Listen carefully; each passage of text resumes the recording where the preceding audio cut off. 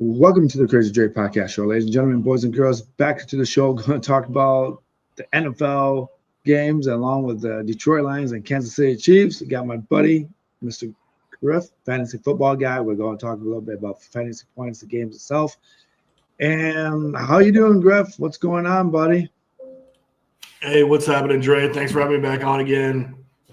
Excited for this one. This is a big one for me, especially.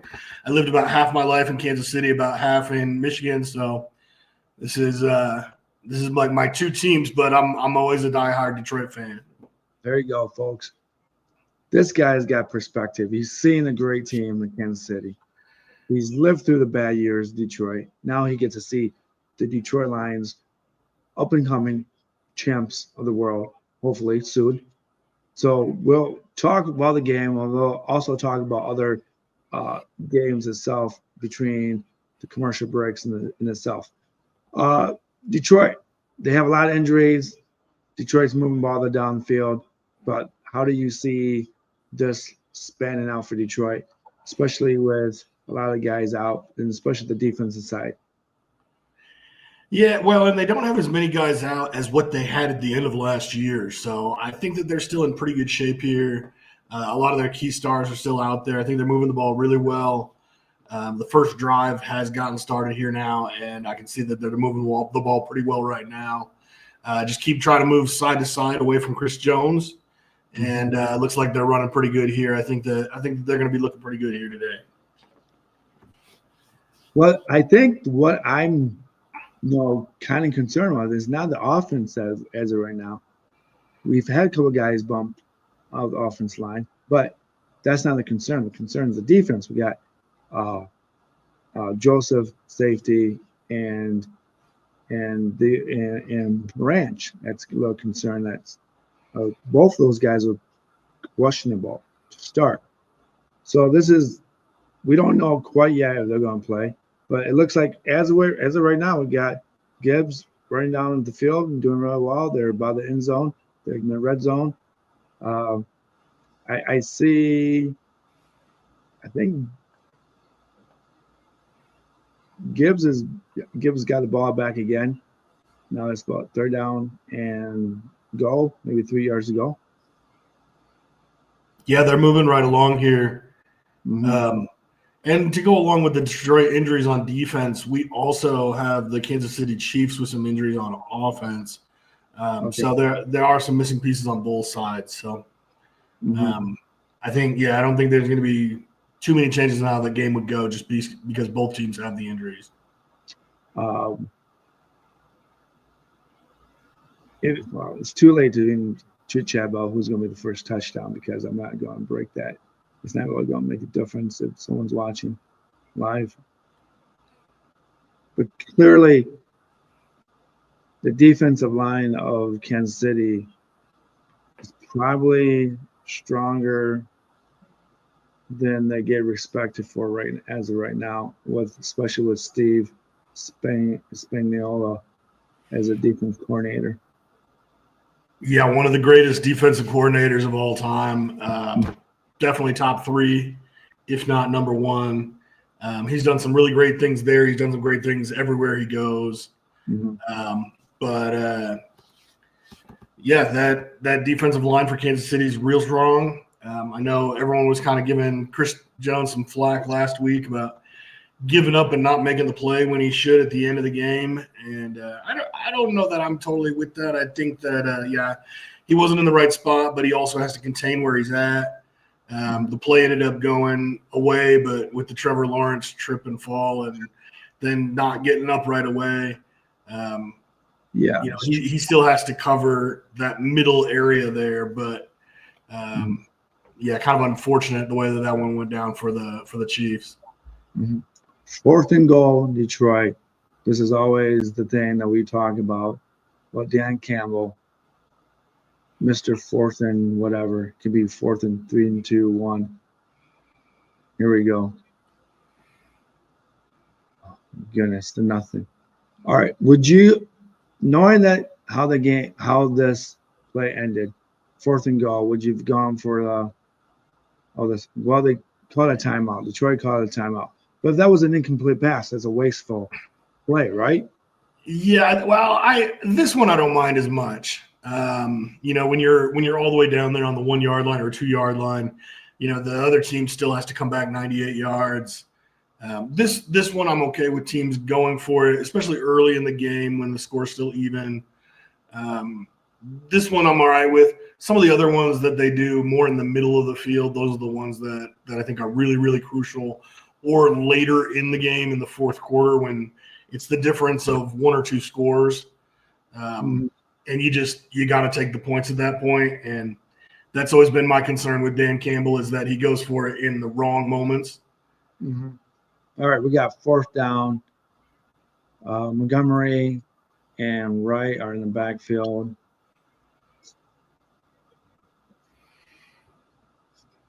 Oh, my goodness. Could you believe that? Wow. What a play for the Detroit Lions. Did you see that? That was the biggest trick play. I didn't even see Goff. I thought that was – I need to see that again. Yeah, Montgomery in there at QB. Oh, you're right. Yeah. Well, and, that's Detroit runs a lot of crazy trick plays, but right there, obviously, without control of the football and still being able to get a hold of it there. Dude, he bobbled the ball. That is 2 throwing touchdowns for David Montgomery in the last 2 weeks. So that is crazy. He's becoming the new red zone quarterback. Dude, he's got well, at this point. I mean, if Goff goes down, we got Montgomery. That's right. Gibbs can just run on his own now. Dude, that's nuts. I've never seen. I don't even think that Goff is even that eye-hand coordination enough to bobble and to catch. He's caught a few of them now, though, right? I mean, they did that Philly special a couple of years ago, and I know. They've run some good plays. Yeah, they showed a replay, and it doesn't even look like anyone from Kansas City's defense even saw that Goff was moving off to the side. Well, they got him as he was running that way. Everyone for the Chiefs stayed in their place. Nobody even looked for him. But you see how they got a flag on Detroit for illegal motion. Yeah. On Jared Goff, which I don't know how that's illegal motion because I don't see how anyone was moving. Besides, he wasn't set. Oh, okay, he wasn't set. So now they got to go for the field goal. I think they're going for the field goal. I think they're going to go for it again here, just with Dan Campbell's approach. But yeah, we'll see. Oh, by the way, we should say that we signed Skipper, the offensive line. Dan Skipper is back. Yeah. Mm-hmm. Yeah, I think that's a really great thing. He was a really important piece of that offensive line. He's kind of the sixth man on the offensive line. He comes out for big goal line plays, but also some of those trick plays that we saw the last 2 years. Yeah, but which Dan Skipper's been a big piece of those as well. Yeah, but which kind of makes me wonder why they would even. Oh, we got 5 yards now. So now what do you do? See, this is kind of okay. This is. Yeah. This is starting to bug me. Now you got to go for the field goal. Yeah, this is starting to bug me about Detroit. In some cases, they just kind of, shoot themselves in the foot, I guess. I mean, this is something that's not good. I feel like I'm not sure at this point if it's taking too long to get the play out there or what that was. But I think like little things like this is going to catch up with Detroit in crucial times. Absolutely. I just don't understand how you can be game management is always part of it. What I've seen with the Lions over the last few years here, and that comes back to coach. Yeah. All right, so. While we're on commercial break, let's really talk about Cincinnati trade with Flacco going to Cincinnati. So clearly, those two guys are in third place with most interceptions. Browning and Flacco. Flacco already beat Green Bay once while he was in Cleveland. Would you just give up on your your draft picks just for a guy that now you just realize he lost to the Green Bay Packers now 1-1? But I mean, Jake Browning, is he that bad that you kind of just have to jump the ship and go for? Yeah, Browning, unfortunately, he just was playing really, really terribly. 3 interceptions per game is just way too many. Yeah. Flacco wasn't playing horrible. He just wasn't getting a lot of the downfield passes that he used to be able to do. That just kind of slows him down some. But I watched that game today, or parts of that game. I was watching NFL Red Zone, and so I saw a few of the drives. But I think that Flacco looked pretty good. He's got obviously a better wide receiver core out there. But the offensive line is giving him issues still. He didn't throw any interceptions. He kept it a really close game. Green Bay, for a couple weeks there, they struggled because of some of their offensive linemen that were out. But the linemen are back, and that's making Green Bay look more like that elite team that they were. For this to be a one-score game, I think that I think at the end there, Green Bay scored again. But but it was basically a one-score game most of the way. I think that Cincinnati might be in okay shape again. The issue still remains with Cincinnati, the same that it was with Joe Burrow, is that just their defense still isn't slowing people down. So if they can do anything else to work on the defensive plays, I think that team could be kind of a surprising team moving forward. Yeah, okay. Yeah, that's true. Yeah, that's very true.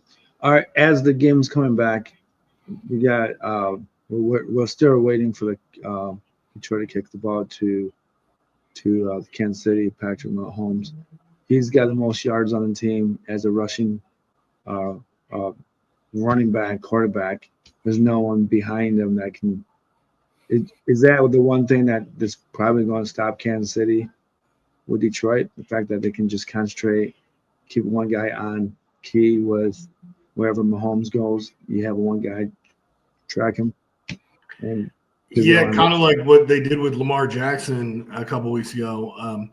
Patrick Mahomes usually is not that much of a runner, but because of some of the injuries that they've had, and with Rashee Rice out on suspension, he's been kind of forced to do it. He just has to take the ball and run. So he's got a lot more rushing yards this year than what he's had the last few years over the first 5 games. But I think if we can contain Mahomes from a rushing standpoint, I think that'll make a big difference in this game as well. Xavier Worthy was really questionable this week, but he is out there. The biggest thing with Worthy I've seen is that if you don't play press coverage against him, he can really break loose and move around the field. So I think the biggest thing for Detroit is to try to play press coverage on Worthy, but then everyone else you can fall back on. Okay. Well, we got Travis Kelce still catching footballs finally for all your Kansas City gurus out there and your fantasy football players. Is he a bit of a letdown this year, Travis, or has he made his little comeback appearance? Yeah, I don't think that he's been a letdown just because we already knew that he was kind of slowing down. As the season goes, we'll kind of see. But right now, I think he's about where we thought he was going to be in the tight end list. So okay. Might be a bummer for Chiefs fans. He's not the same guy that he was, but you start getting to 35 at the tight end spot. That's pretty impressive to still play at this level. Yeah, exactly. And as we were talking, Mahomes, who did he complete that pass to? Juju Smith-Schuster with the big catch there. Yeah, that moved him right up the field. Yeah, And Yeah. Juju's done a nice job for those guys the last few weeks here too, Mhm. with some openings. The big thing is they got to get Pacheco going. Oh, yeah, right. You're right. And they've been splitting it up. They've had a few running backs out there. That Brashard Smith looks like he might be moving in a little more. Kareem Hunt has been the best back so far. Looks like there's a nice run from Pacheco right there. Yeah. But yeah, Pacheco's had a tough time getting things going this year. So it looks like it just looks like Kansas City is running exactly what they want to do against Detroit, making Detroit go left and right instead of having Detroit come north and south. Yeah, it looks like both teams are moving pretty well on offense, and we kind of expected this one to be a higher scoring game. So, well, yeah. I think sometimes these games can be a really trap game for Detroit because if we get teams like Kansas City that can score, I feel like sometimes we shoot ourselves in the foot, not making out fourth downs or not punting the ball when we should. But we'll see as the game goes through. As of right now, it's 2nd down 8 on the red zone on about 12-yard line.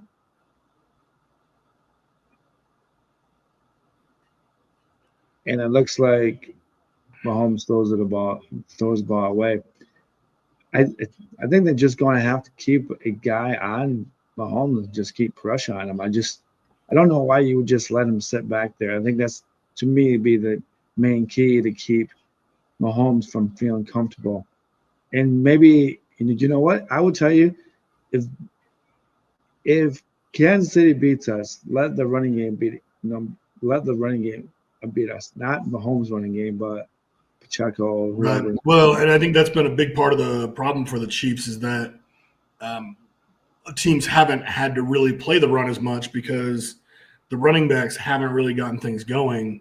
Yeah. And so by not having to worry about that, they've been able to do more pass protection or pass coverage, excuse me. But yeah, if they can get their run game going, then this is going to be, a lot more like that Kansas City Chiefs team that we've seen the last several years. But there's just not that level of balance. No. And that's why Mahomes has had to run the ball so much is just to be able to get a running game going. So they got 4th down and 3. I feel like there's going to be a quarterback sneak up right up the middle. If he doesn't see something right away. Oh, my goodness. Well, I was wrong about that. It was right, went to the right. Yeah, there it is up at the top corner there, Xavier Worthy. Yeah.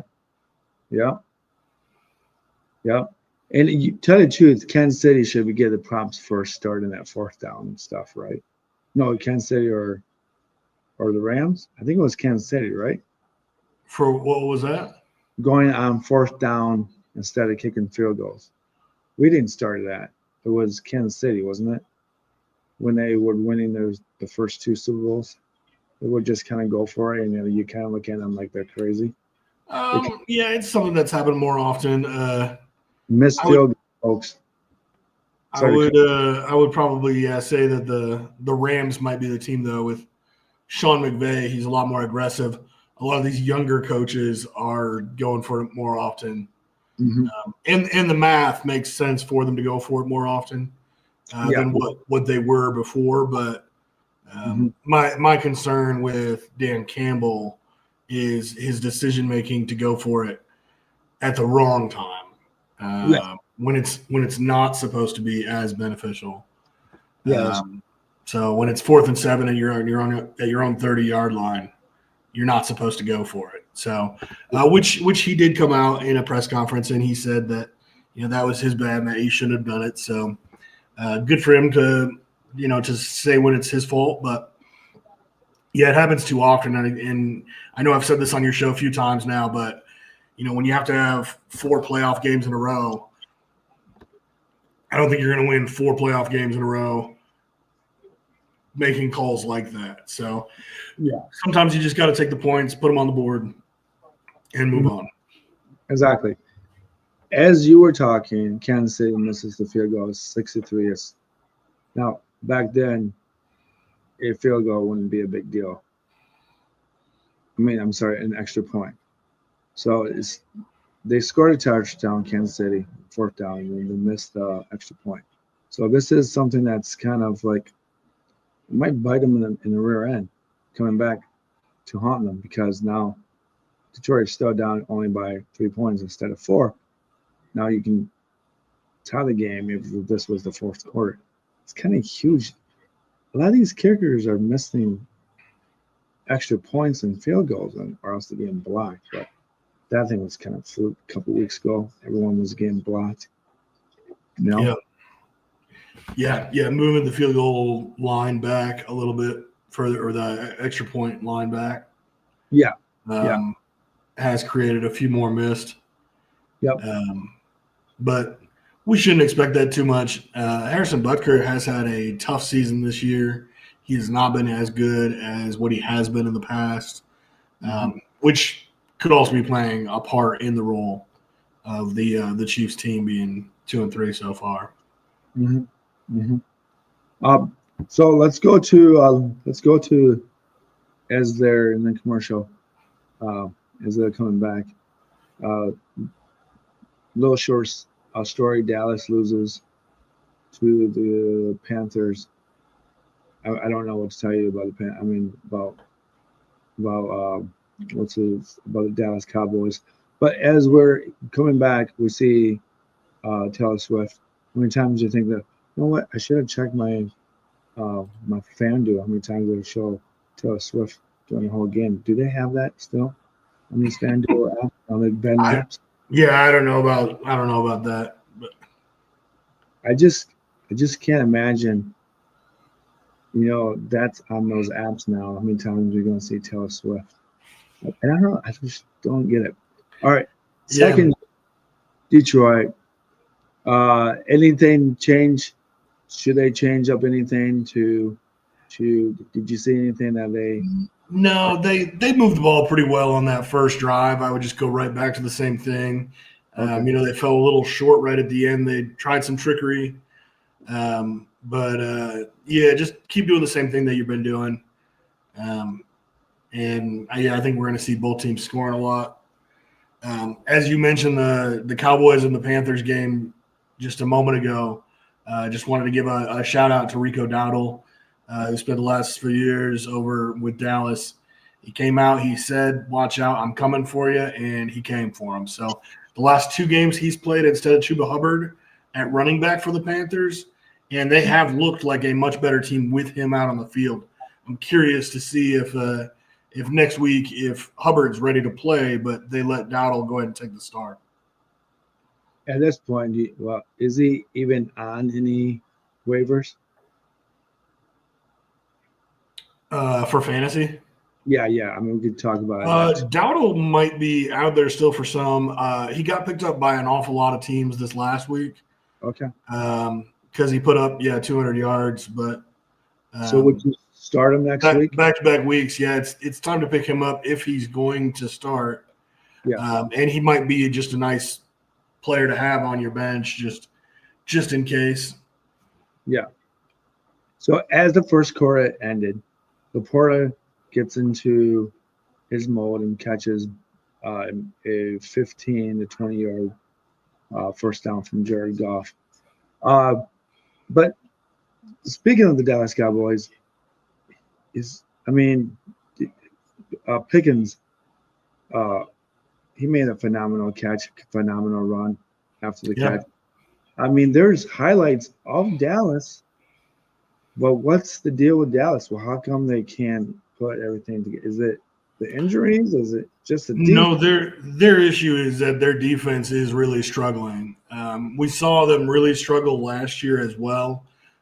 What I think the big difference is, and I'm always preaching about coordinators and the difference that they make on teams. When Dan Quinn left to be the head coach for Washington, Dallas quit being a top 5 defense. And so they kind of lost that. And then with the move with Micah Parsons and all that, we already knew that the defense wasn't going to be as good without Micah Parsons. but it was going to be a move for the future. So hopefully they can use their draft picks to get things going and get that defense back in line.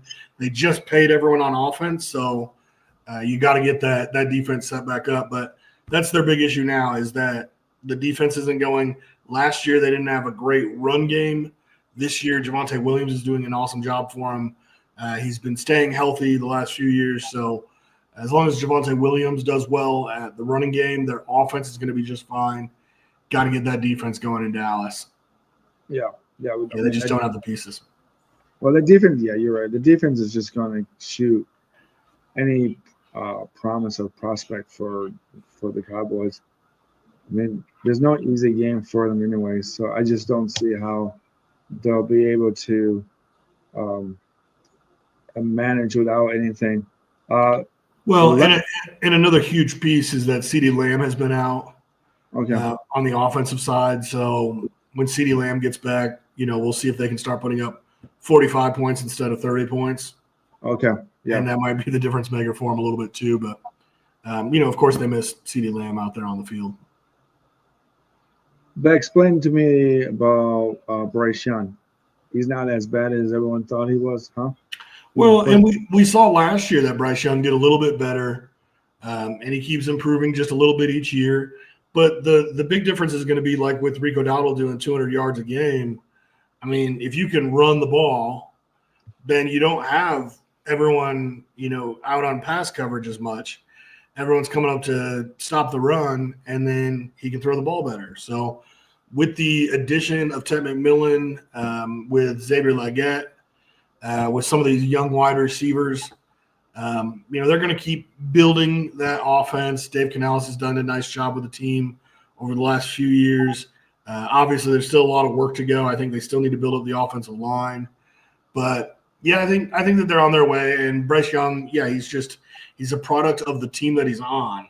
And so as the rest of that offense gets better, he'll get better as well. Okay. So we were a little bit mean to Bryce Young in his first couple of years with the Panthers. As Detroit's moving the ball down the field, Montgomery gains the first down, probably a 12-yard run. Montgomery again in the backfield. Detroit's marching right down the field. I mean, two different running backs, same type of running backs. I sometimes feel like when Montgomery's on the field, the offense runs just a tad bit better at moments when they just need to run the football. And I don't know what it is. I don't know if it's the personality of Montgomery or the team feels more comfortable, or it's just that we're watching it as it's happening. Yeah, well, and Gibbs is a little bit flashier. There's a little more power with Montgomery. I am total agreement with you, though. I think that Montgomery at this point is the better running back. I think that Gibbs should be the third down back, and Montgomery should be out there on first and second down all the time rather than going opposite drives like they do. I think it's been very clear all season, though, is when Montgomery's out there, they're just running a little bit further each time. And then Gibbs is the better pass catcher and working on special plays like that. Exactly. As we're watching the 3rd down and 3, Detroit's in that Kansas City's 22nd yard line. Touchdown, Detroit. Jamison Williams with the touchdown. And you know what? I will tell you this, man. I feel like they need to find him more. I feel like that's going to be the deal breaker for Detroit, is that natural speed and that ability just to throw the ball down the field. And that in itself will open up the field for Laporta and for St. Brown. I just feel like when they don't go to him in this 3rd down and the whole game's not going to Williams, they already know where the ball's going to go to St. Brown or Laporta. And there's been a couple times where the defense have stopped him. And do you agree? I mean, And the issue is that Williams has to get open. Every year after year, we say we're going to try and get Williams more involved. We're going to get him more involved. Oh, this year he looks so good in camp. Well, yeah, he looks great when he runs because he's really fast. But the biggest issue is that he's got to get himself open. When he's got a safety back behind him, when he's got somebody who's already playing deep on him, it's hard to get past those guys. What the big thing, like with Xavier Worthy with the Chiefs, is that he's not just run down the ball or run down 70 yards and try and catch the ball.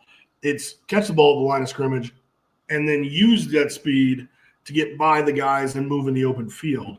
So a lot of screen passes, things like that. And I think that we could use Williams a little more in that regard. But a lot of those screen passes go to Gibbs, and that's where Gibbs works a lot of his action. So I think that what Williams does for us is a lot more than just catching the ball. But every time that he does run down the field, it also moves the safety downfield. It stretches the field out. And that's why Amon-Ra and Sam Laporta can catch the ball so often, is because Williams has those guys out. So not just that he catches it, but also that he works as a decoy. It is an important piece, but I know it's not as cool when you're not the one getting the catch. Yeah. So they just need to accommodate to Williams more instead of just running down the field 30 yards down, bring him in. Maybe you do one of those little maybe take a route or two from St. Brown or the backfield from Gibbs. Well, and it's when he runs the routes that St. Brown runs, he's not getting open. So he's got to find a way to shake defenders off more. Okay.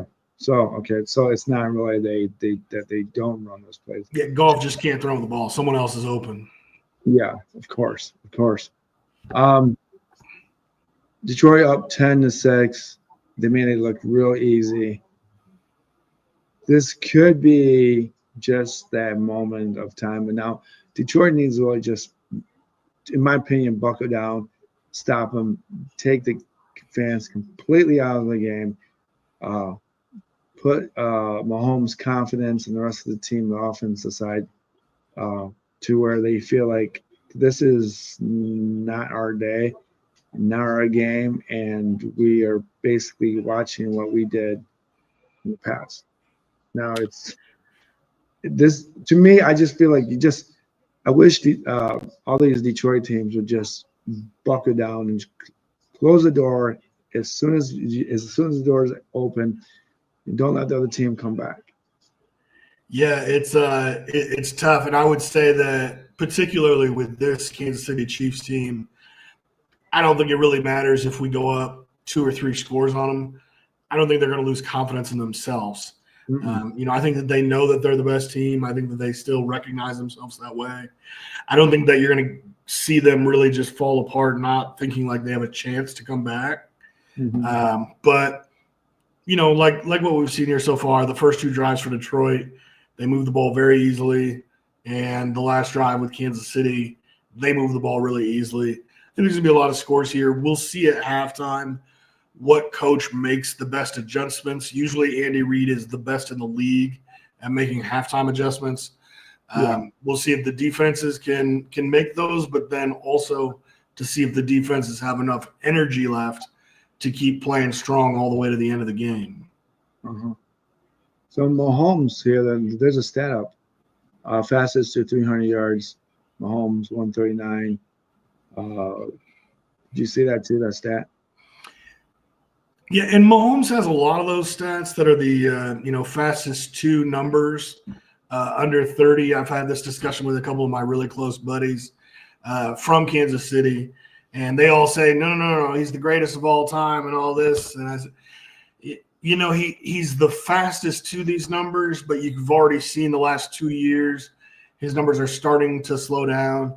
He still only has a third of the passing yards that Brady has. Like it's going to be a long time before we can really put him in the conversation as the greatest of all time.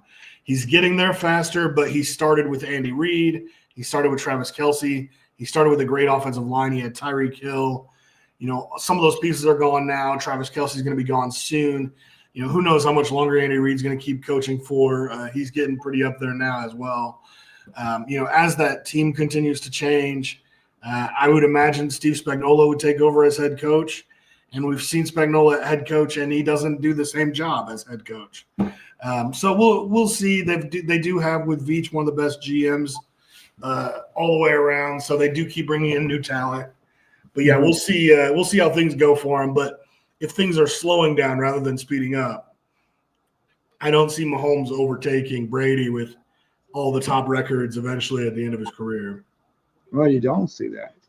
Yeah, I think. And if he plays until he's 45, right? I mean, he's got 15 years left, right? Well, yeah, I do feel like that.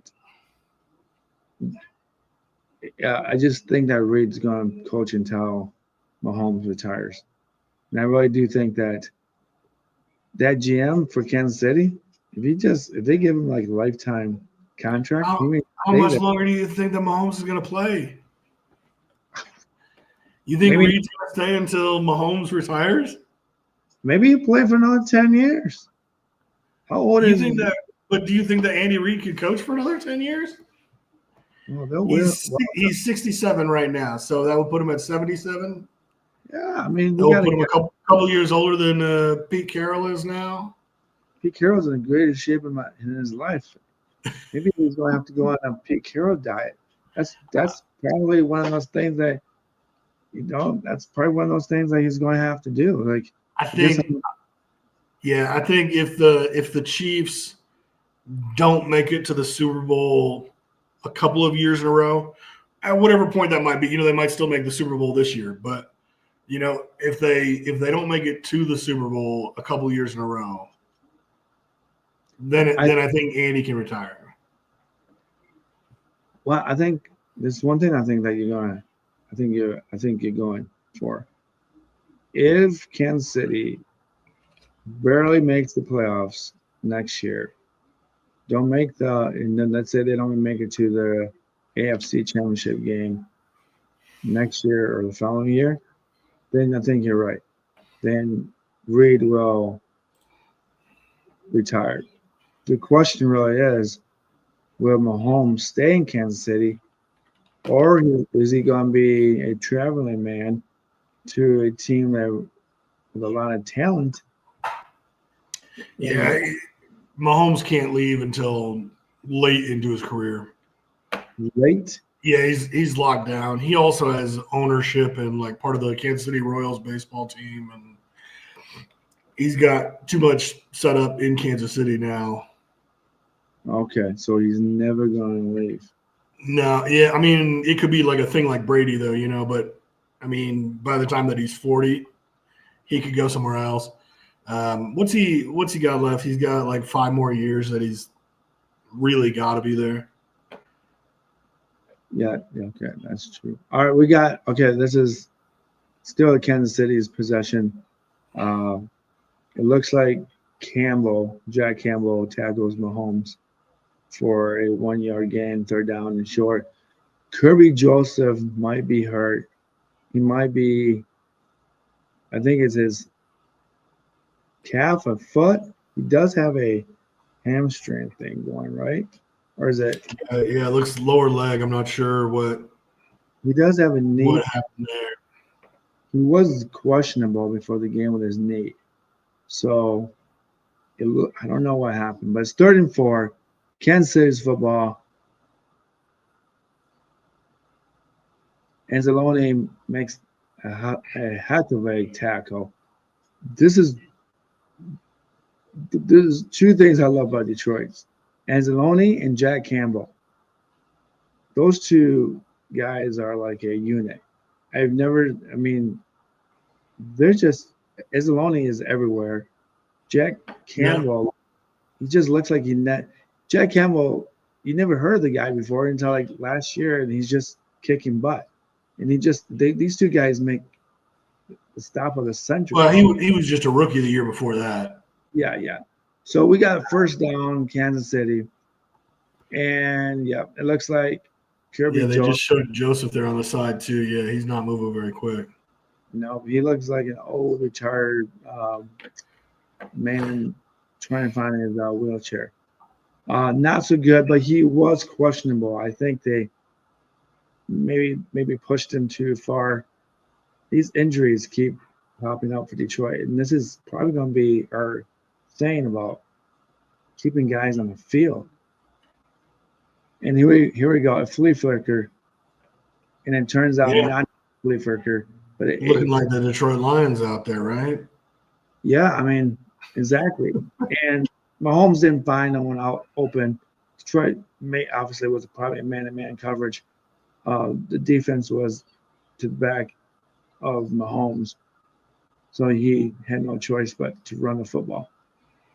But this is how Mahomes gets his yardage. It's not basically a quarterback draw, or it's basically just scrambling off a bad play. Yeah, he can save them when they're in a bad spot, but yeah, he doesn't want to run all the time either, though. So, well, I think that's put this way. I don't think he wants to join RG3 on the sideline, and I don't think he wants to visit. Well, yeah, it was.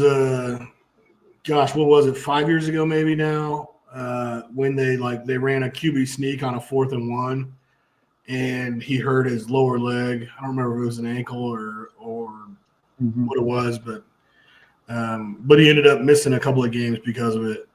And after that, he didn't really scramble at all. That's huge. That's got to be Hutchinson. Yeah, great job. Hutch got right in there, knocked it out of his hands. It's just you're expecting him to at least get 15 sacks, right?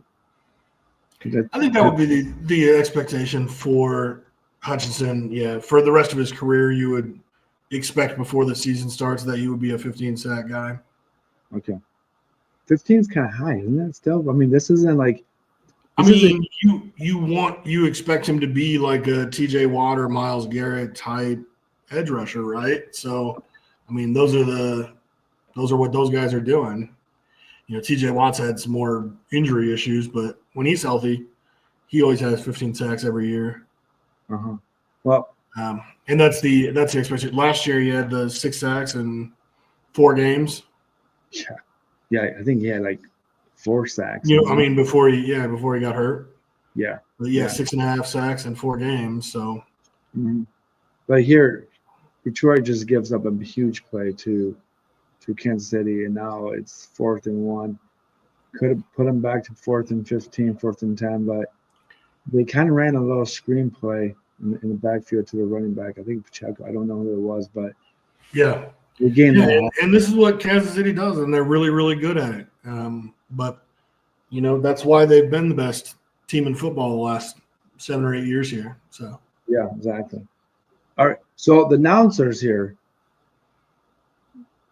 Chris, do you think that there's a little skipper to do about him giving Mahomes too much credit and propping Mahomes too much? Well, you know, because he's watching every game. You know, all week long, all he does is go back and watch the film on every game. And when you watch every quarterback and you watch Mahomes, you know, I mean, it's just a different show. But did give Mahomes credit for one play that Mahomes, it was his fault for fumbling the ball, and clearly all the fans on TikTok and every social media, I thought that was just garbage. The blood pressure. There you go, 4th and 1. Detroit makes a huge stop. Harper, who's probably in the spot for Kirby Joseph, comes in, and he fills it up. That's a huge play for Detroit. That's basically throwing a slider when the batter thinks it's going to be a fastball. If you're following MLB playoffs, as tonight's going on, the Toronto Blue Jays are playing Seattle Mariners. As I got to say, Detroit had their chance. Detroit Tigers. Did you get any opportunity? I know we're kind of switching sports, but I try to follow the best that I can. I don't get to I don't get to watch every game just with my schedule and everything, but Did you see that yeah, game? it was a very exciting year for the Detroit Tigers all year. Last year they went a little further in the playoffs than what we thought that they would, and this year, we expected them to do more, but they did. They slowed down a little bit at the end of the season, but a lot of young talent still, and they'll be right back at it again next year. But yeah, congrats to the Seattle Mariners on their win. And what do we have? That game's just getting started right now. Is the Toronto and Seattle game? Yeah, that's actually probably an hour into it. I'm not even looking at it. Okay.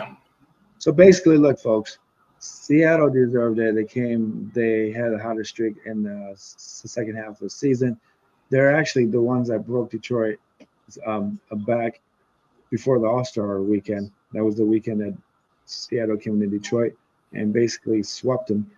So, I mean, you can't get upset. You got Toronto Blue Jays and then Seattle, two teams that became expansion teams in 1976. So that's kind of cool that this is happening. And Cal Riley, who should win the MVP. Now, some people say he won't, but comparable to Aaron Judge. But in reality, Aaron Judge isn't really doing. I mean, he's had a really good year, but comparable to Cal Riley had. I mean, I just don't know how you can go away from that guy. Just pure baseball player, catcher. The only error that he made was against Detroit in the playoffs. It didn't bite him in the butt. Along with Seattle, they got very lucky. So that's something that if you want to watch something, watch that as well. As the commercial break was the Detroit Lions and Kansas City, a huge stop by Detroit, and Harper came in for Kirby Joseph, blocked the pass, Detroit's ball, back to business, and Gibbs is on the field. Careful going down like that. But nice Yeah, hurdle. I don't like that when they try to hop over a fence that's not there. Yeah. So, well, they're just they're so entertaining to watch. It makes it fun. But yeah, it's always dangerous when you're take your feet off the ground. Yep. And they keep showing the replay. It's a good thing that they didn't call a flag because Harper's hand was behind Kansas City's receiver. It's 2nd down and 5. Again, I would almost guess that you're probably right about this. Have Gibbs as a 3rd down back on 3rd and 2, 3rd and 5, red zone. Well, maybe not red zone because Montgomery does pretty well with. Well, yeah, the short yardage stuff. I think Montgomery should always be in for that. But yeah. But they want Gibbs to be the guy. They planned on him kind of taking over this year. But yeah, Montgomery just keeps outperforming. So. Wow, there you go. This is something I don't see much of Jared Goff.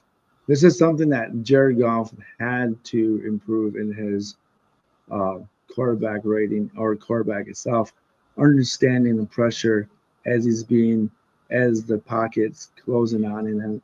And instead of panicking and throwing the ball completely to nowhere, he just ran out of the pocket. He knew where the 1st down was. This is something that Detroit probably asked Jared Goff to do in the offseason to be able to become more of a mobile quarterback.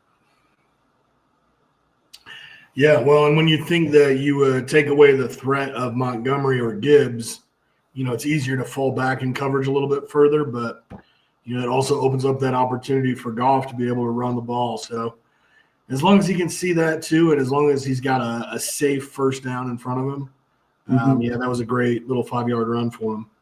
Yeah, and I will tell you this, that to me, I think that's probably was Jared Goff's weakest spot is that when the pocket closed, he closed, and then he would get sacked for a huge amount of loss and not really understand where where he's at. Well, I wouldn't say understand, but didn't feel it. Well, and I think earlier in his career, he kind of panicked and he threw some interceptions. And so I think his coaching staff has told him, just take the sack, don't throw the interception. Yeah. So I think he's gotten better at that. But that's why he's got 85% accuracy, is because he doesn't throw the ball away or something. He just goes down. Mm-hmm. And as the last play that we saw, Gibbs was about to get tackled, and he broke a couple guys and gained over 5 yards. Second down and 4 with Montgomery in the backfield. Oh, there you go. Well, Kansas City blitz. They basically came in and blitz, and we have threw it right down at Montgomery's feet though. So that's that's just a huge improvement for Jared Goff and all the Detroit Lion fans. That's something that you would have not seen last year or the year before, and especially if he was in LA. So it's 3rd down and 4, and let's keep the ball moving. Tesla from Hudsonville is on the field.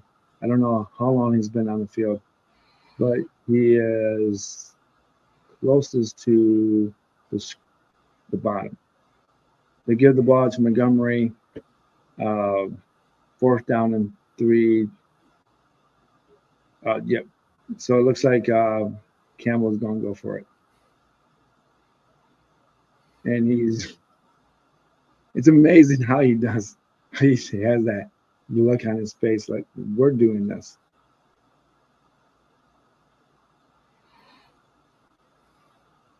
Fourth and 2, Detroit.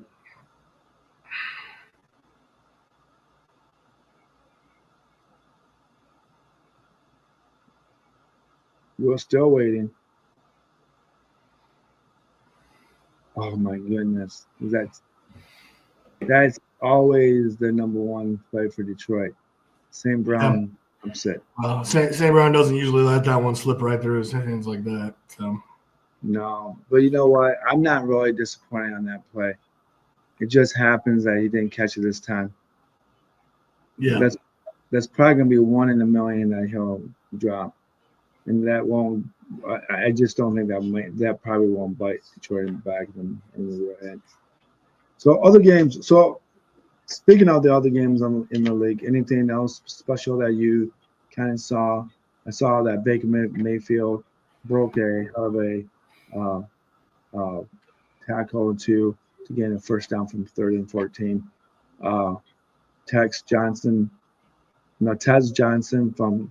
from Tampa caught his first touchdown from Baker Mayfield. Yeah, Was the Sunday Tickets number 1 play of the day. So wow, yeah. Well, it was the best flip I've seen in a long time. So it was a great celebration afterward.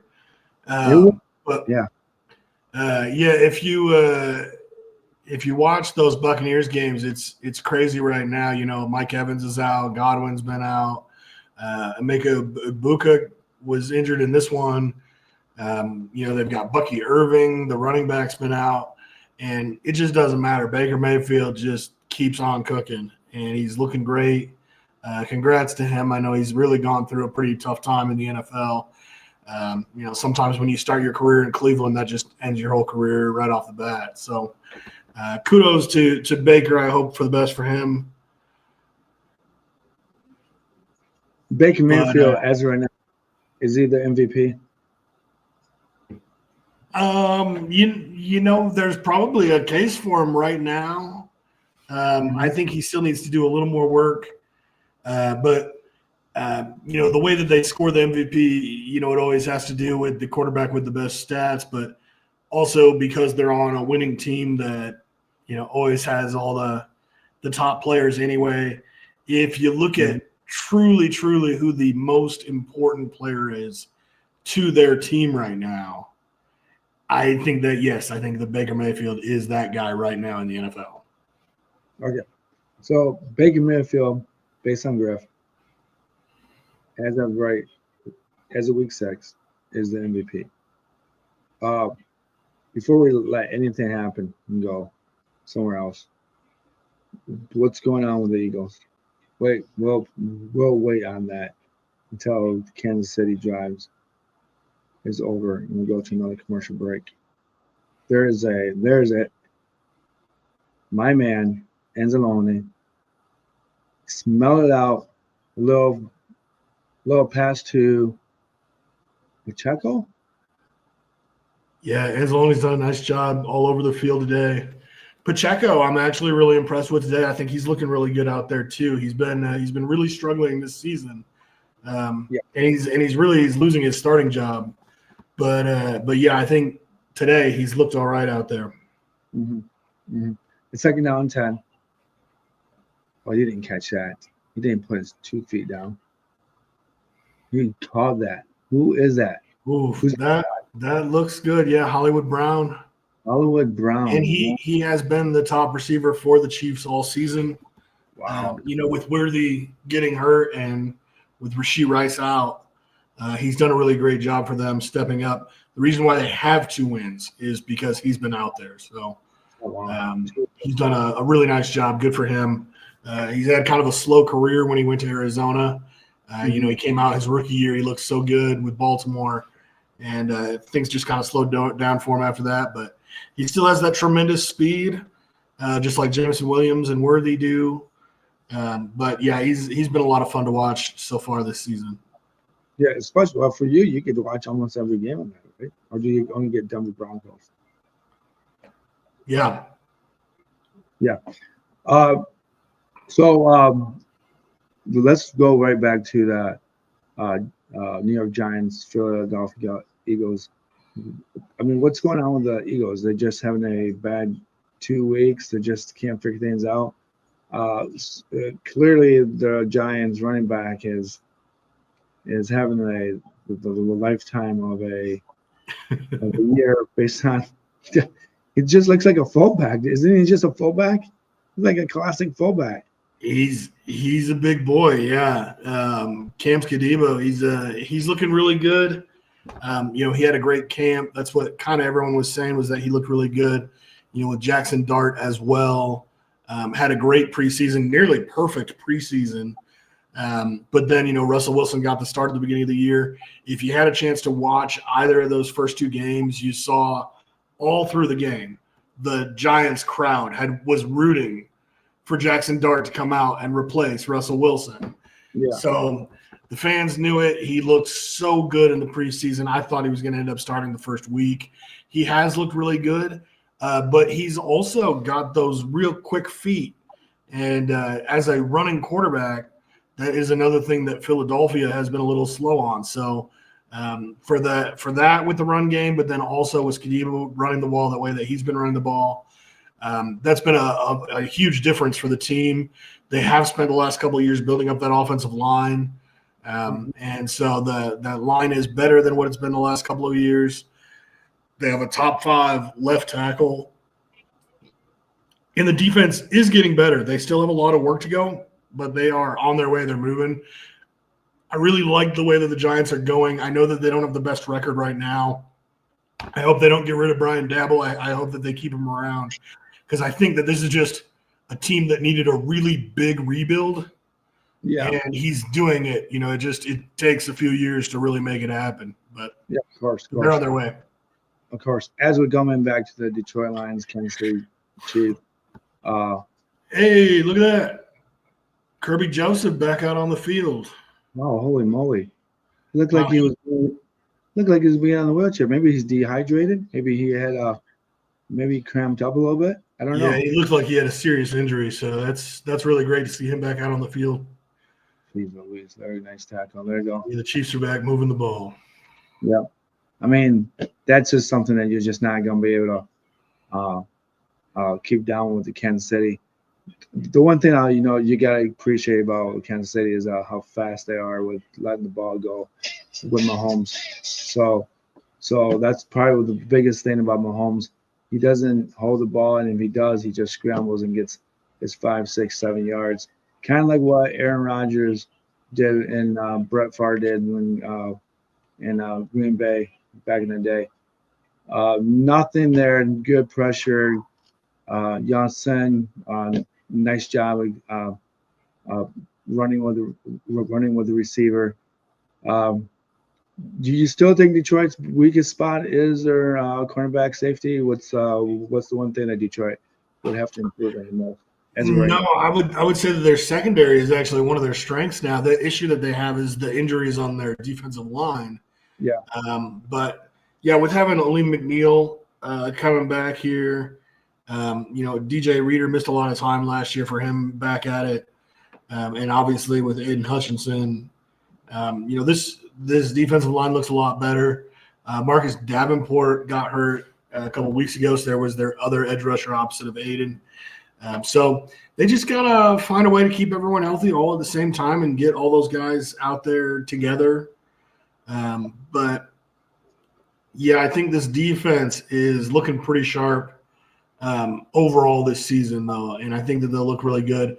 As I mentioned before the season started on your show, I think that Calvin Shepard will end up being a better defensive coordinator than Aaron Glenn. Oh, yeah. So as we keep watching, here we are, almost halftime. We'll see. Kansas City might still score here, but 6 points in the first 29 minutes of the game. They're doing a pretty good job. Did you just see that play? They just caught a flag on Detroit, Janssen. Yeah, it looks like a pass interference here. But you know what? I don't think he would have called that ball anyways because it was not reachable. I just think look, Travis Kelce doesn't have the speed like he once did, and it's a little further out there, but you can see that he's got his fingers down inside of the jersey and the shoulder pad there, and it's right in front of the ref. So the ref's got to call that every time. So in other words, that probably was a better penalty of not giving up the touchdown. Oh man! Speaking of the touchdown, here goes a big one to Kelce. Jeez Louise. As I'm talking about, maybe that was a good idea. Kelce they go right back to Kelce and gains another first down and right by the goal line. How do you – and that's something about Detroit, though. They've given up a lot of touchdowns to tight ends. They couldn't keep Mark Andrews out of the end zone. They couldn't keep Mark Andrews from Baltimore catching footballs. So maybe that's the only area that Detroit would have really – I don't know how you're improving that because Campbell – Yeah, and you're not just talking about a normal tight end either, right? I mean, Mark Andrews has been one of the best guys in the last decade, along with Travis Kelce here. This is usually a spot where they do like a quick flip pass to Travis Kelce behind the line of scrimmage, and then he runs it in for the touchdown. We'll see if that's what they end up doing here, but it's another issue with the Chiefs not being able to run the ball as well this season is that when you do have these close situations where you're just 2 yards out from the goal line, you got to have someone that can run it in. So Kareem Hunt has been doing a little better at this. I see Pacheco is going to be the guy that takes the ball here, but Pacheco's not really the guy to do that. He doesn't. But yeah, he's just struggled on these short yardage situations. Yeah. Let's see what happens in the play. There's a free play. Oh, it's a free play. Detroit went offsides. It's a free play.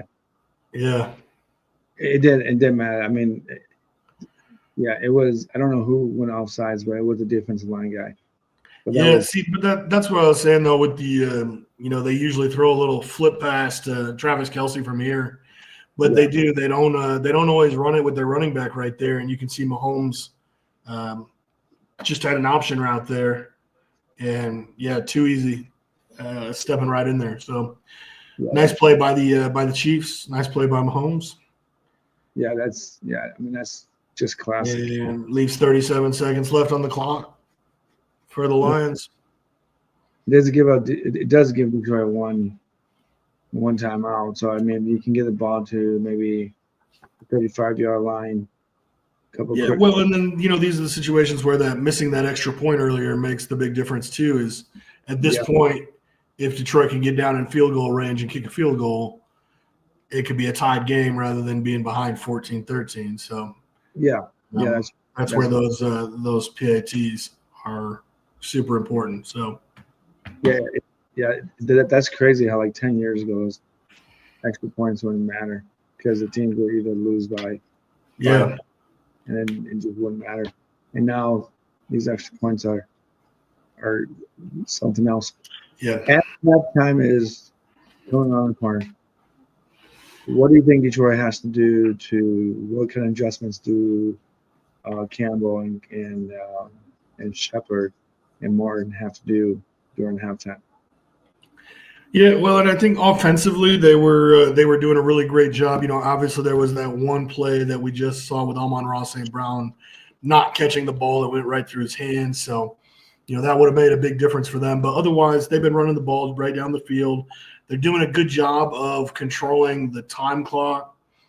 So they're keeping Mahomes off of the field a lot so that he doesn't have a lot of opportunities.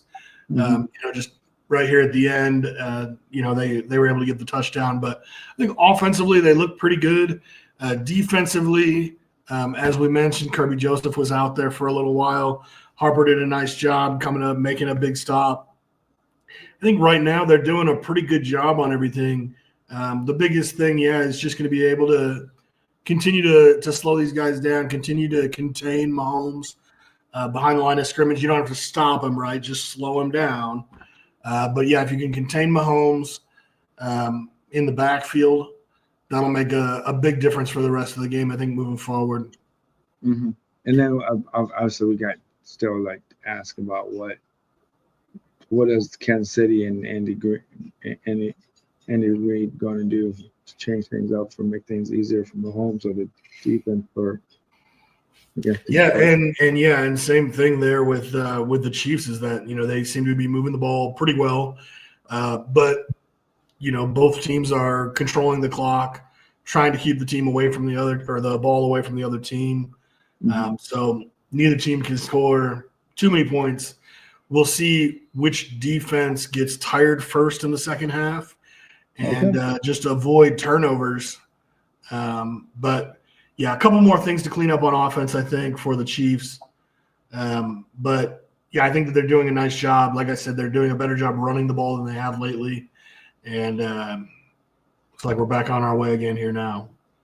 Well, so Detroit's got the ball on their own 33 to 32-yard line. Great opportunity for Detroit just to make a couple passes, 15 yards. It sounds easier than it is, but I mean, you have Jameson Williams, and then you also got St. Brown with Laporta. So they're clocking him how long he keeps the ball. Between 3.14 seconds at his release point.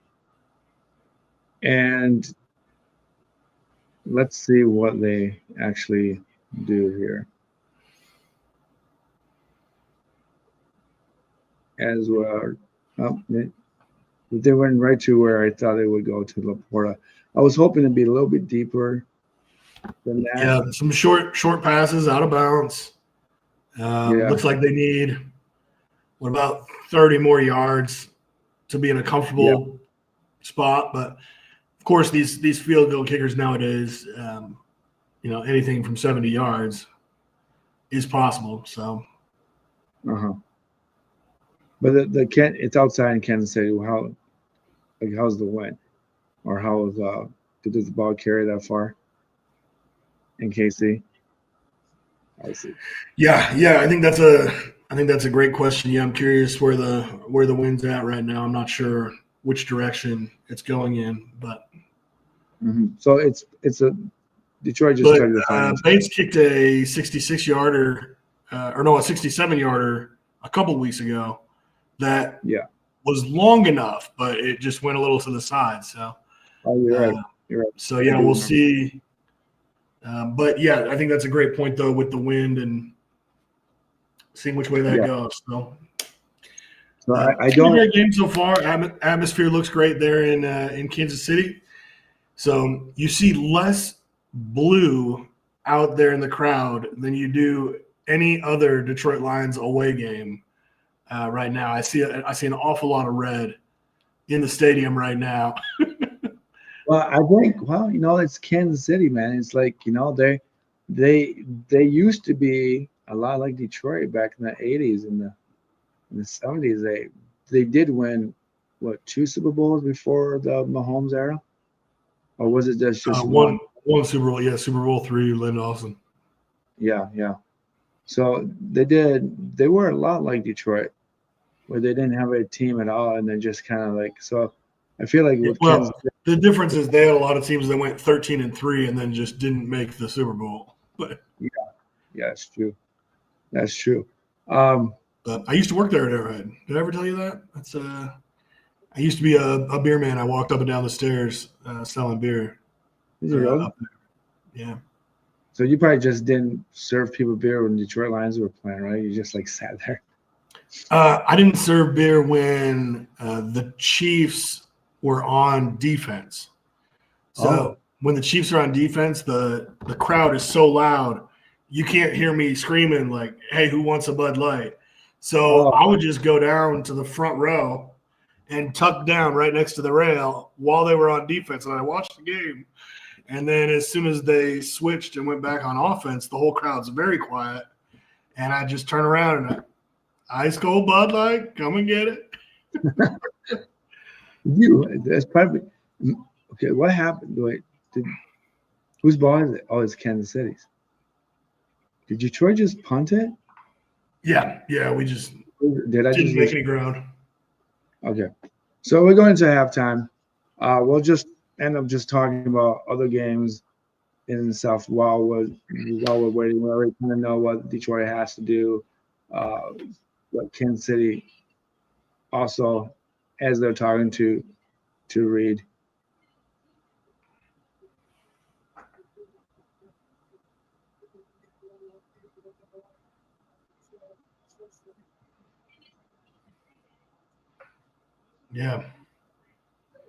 Yeah, not really a lot of mistakes for either team. Just kind of keep doing what you're doing, stay strong, and whatever team gets tired first might be the one who ends up losing this game, but or whoever ends up with a turnover. But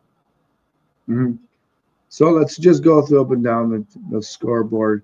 Arizona and Indianapolis Colts. Colts win 31-27. Any big takes out of that game that you were, as a fantasy football owner? Yeah, well, for me, I'm a big fan of Jacoby Brissett as a backup quarterback. He has stepped in and played really well so many different times. It's when he gets the role as the starter and he's the permanent starter that he struggles. So the Indianapolis Colts, a couple of years ago in New England, he was the starter. But whenever he gets a backup role, he does a phenomenal job. Today, Kyler Murray was out. Brissett was in, and I think that he finished second amongst all quarterbacks throwing the ball, 230 yards. Great job for him. Unfortunately, not quite enough to get the win. Indianapolis looks great. Like I've said all season long, Daniel Jones is a better quarterback than what we've ever known before. And he did a great job again today. Jonathan Taylor looks healthy. Really, really nice game by both teams. But, yeah, congrats to the Indianapolis Colts on their win. There you go. Do you really think that Colts can go in the playoffs? Are they a playoff potential, or are they just kind of like a good enough team to keep the Colt fans watching? And then, I think they can definitely make the playoffs. Possibly win the division too. Jacksonville looks like their defense is very, very good. They just lost today, and maybe this is segue into the Jacksonville game, but with that loss, Indianapolis takes over the division lead, and Indianapolis might be the team that takes down the division. So not just make the playoffs, but also get a home game. There you go, folks. Indianapolis Colts. Probably doing it for the owner of the Colts that just passed away. The Rams, Baltimore. Look, the Rams should really scored a lot more points than 17. It was kind of a crusty game for Matthew Stafford. I had him going for like 225 yards. He only gave me 181 when I did my FanDuel Fantastics gambling site. So I don't know. I'm kind of disappointed in this game in itself, not because the Baltimore Ravens kind of not good no more, obviously, but the Rams should have really just put 30 points on the board on them. You know, Yeah, it was a surprisingly weak day. I actually have one of my fantasy leagues. I'm missing a quarterback this week, and I went out and I got Matthew Stafford, thinking he was going to do some crazy numbers against the Baltimore Ravens this week, and it just didn't happen. It was just a very, very mild game.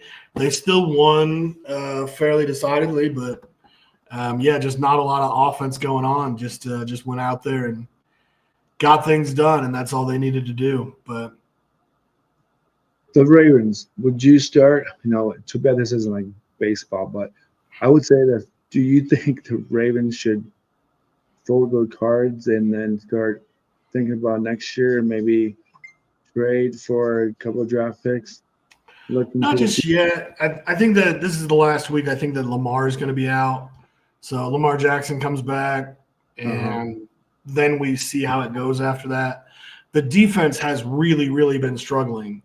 And if the defense can kind of put it back together, with Lamar, that offense can score a lot of points. They still put up 40 points against the Bills when they lost. They had a very competitive game with the Lions that we saw. So, they've played some really, really good teams. I wouldn't say it's time to throw it in yet. They still have to play Pittsburgh a couple times. If they can beat Pittsburgh, slow them down because they're 4-1 right now. But I think that the Ravens are still out there, though.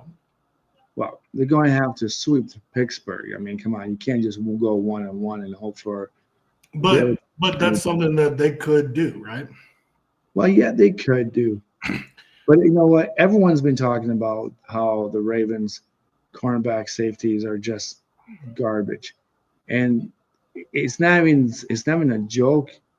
Everyone just kind of knew it. I mean, I've listened to other podcasters out there about fantasy football, and they just said, I mean, all you gotta do is play any receiver against that team, and you'd be golden.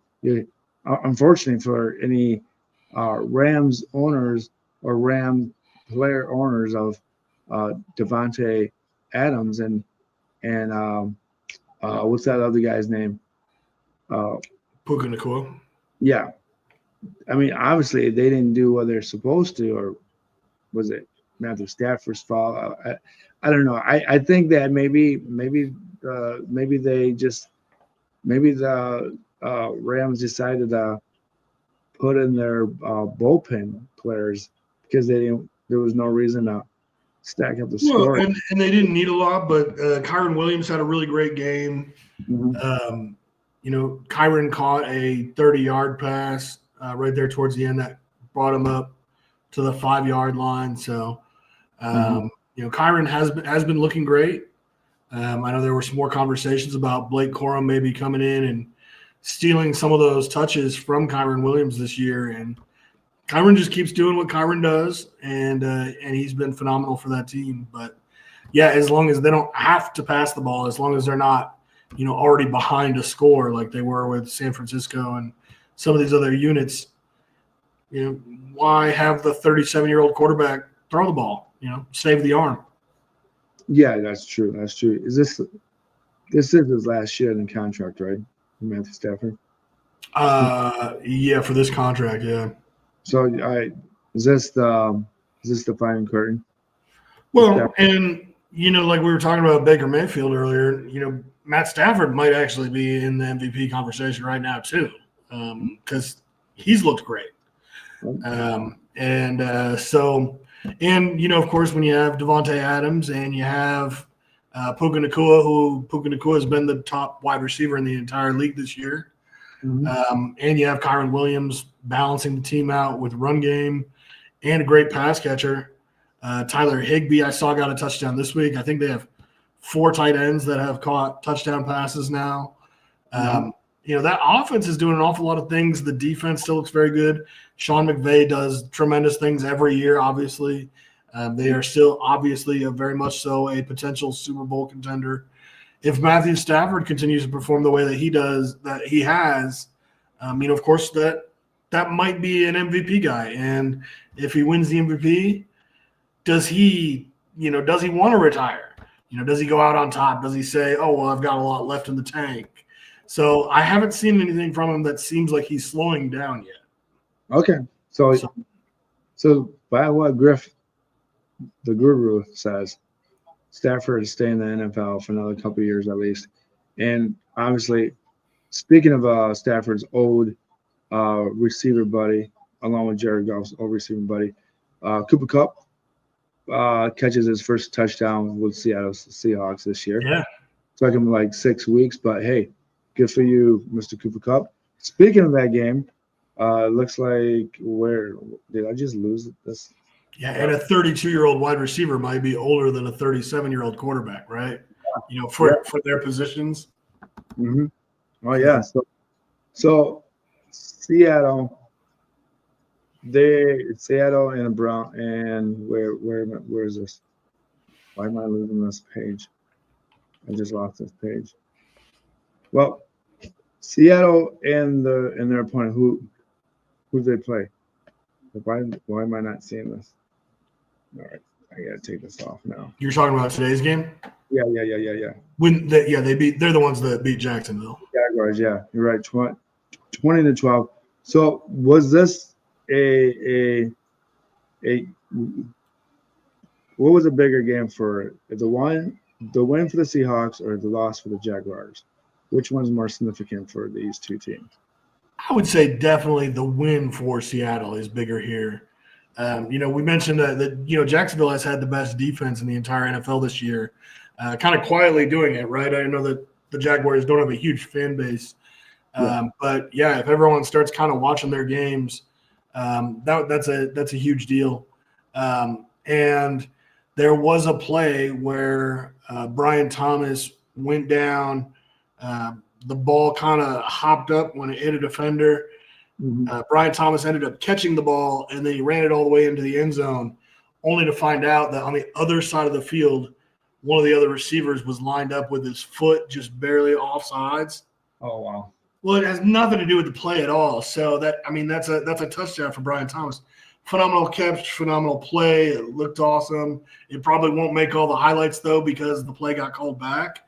But, if they make that touchdown, though, then, pending a 2-point conversion, this is a tied game that goes into overtime. So it was also Brian Thomas did actually get a touchdown today, and this was his first touchdown of the season. So congrats to him. And I know he's at a slow start, but, hopefully he keeps things moving. But aside from all that, Jacksonville's had the best defense in the league. They still only allowed Seattle to put up 20 points. So it's not like Seattle had 30 points or 35 points like they did last week against the Buccaneers. So they still played a good game. It wasn't like Jacksonville really, lost like a bad game here. And, obviously short of one guy's foot being offsides, this game could have gone another direction anyway. So I wouldn't say that it's such a bad loss for Jacksonville. Still 4-2. We're still seeing the Titans are really struggling. The Texans are still really struggling. It's going to be Indianapolis and Jacksonville, I think, down the stretch.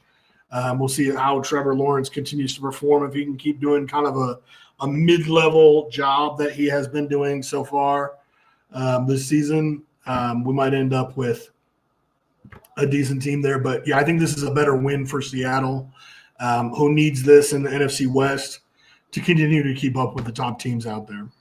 Yeah, obviously the 49ers just lost to the Buccaneers 30-19. So any concern about those 49ers losing that game? I mean, come on, Baker Mayfield. How can you stop the guy like Baker Mayfield at this point? Yeah, huge concern for San Francisco. It looked like a really nasty ankle injury for Fred Warner. Mm-hmm. Who might be the best defensive player in football. He definitely has been leading the San Francisco defense for several years. Hopefully he heals up. Hopefully he can be back before the end of the year. Mm-hmm. But Fred Warner is such a huge piece of that defense. To lose him really hurt the team. And it's going to hurt the team for the next several weeks. Hopefully the good news is after this week, they get some of their other injuries back. So they've got Brock Purdy has been out. Mac Jones has been playing. Hopefully Birdie comes back. They also have Juwan Jennings and Ricky Pearsall have both been hurt. Juwan Jennings came back. Pearsall was still out. So having both of those guys out there on the field. George Kittle has also been out since week 1. So having George Kittle come back, it looks like there's a shot he comes back next week. They do have a week 8 bye week. So potentially they get held out one more week, then take the bye and then come back, but they might come back a week sooner. So getting all those guys back in there, San Francisco is going to be just fine. But I think that's been the issue with San Francisco for the last 7 or 8 years now, is that if they were able to keep their entire team healthy, that team would be in the Super Bowl every year for the NFC. Every year. Okay. Every year. So I mean, they have the talent to have been there. Yeah. Yeah. And you're not concerned about any recurrent injury for Mac what's Mac Jones? Yeah, no, McCaffrey.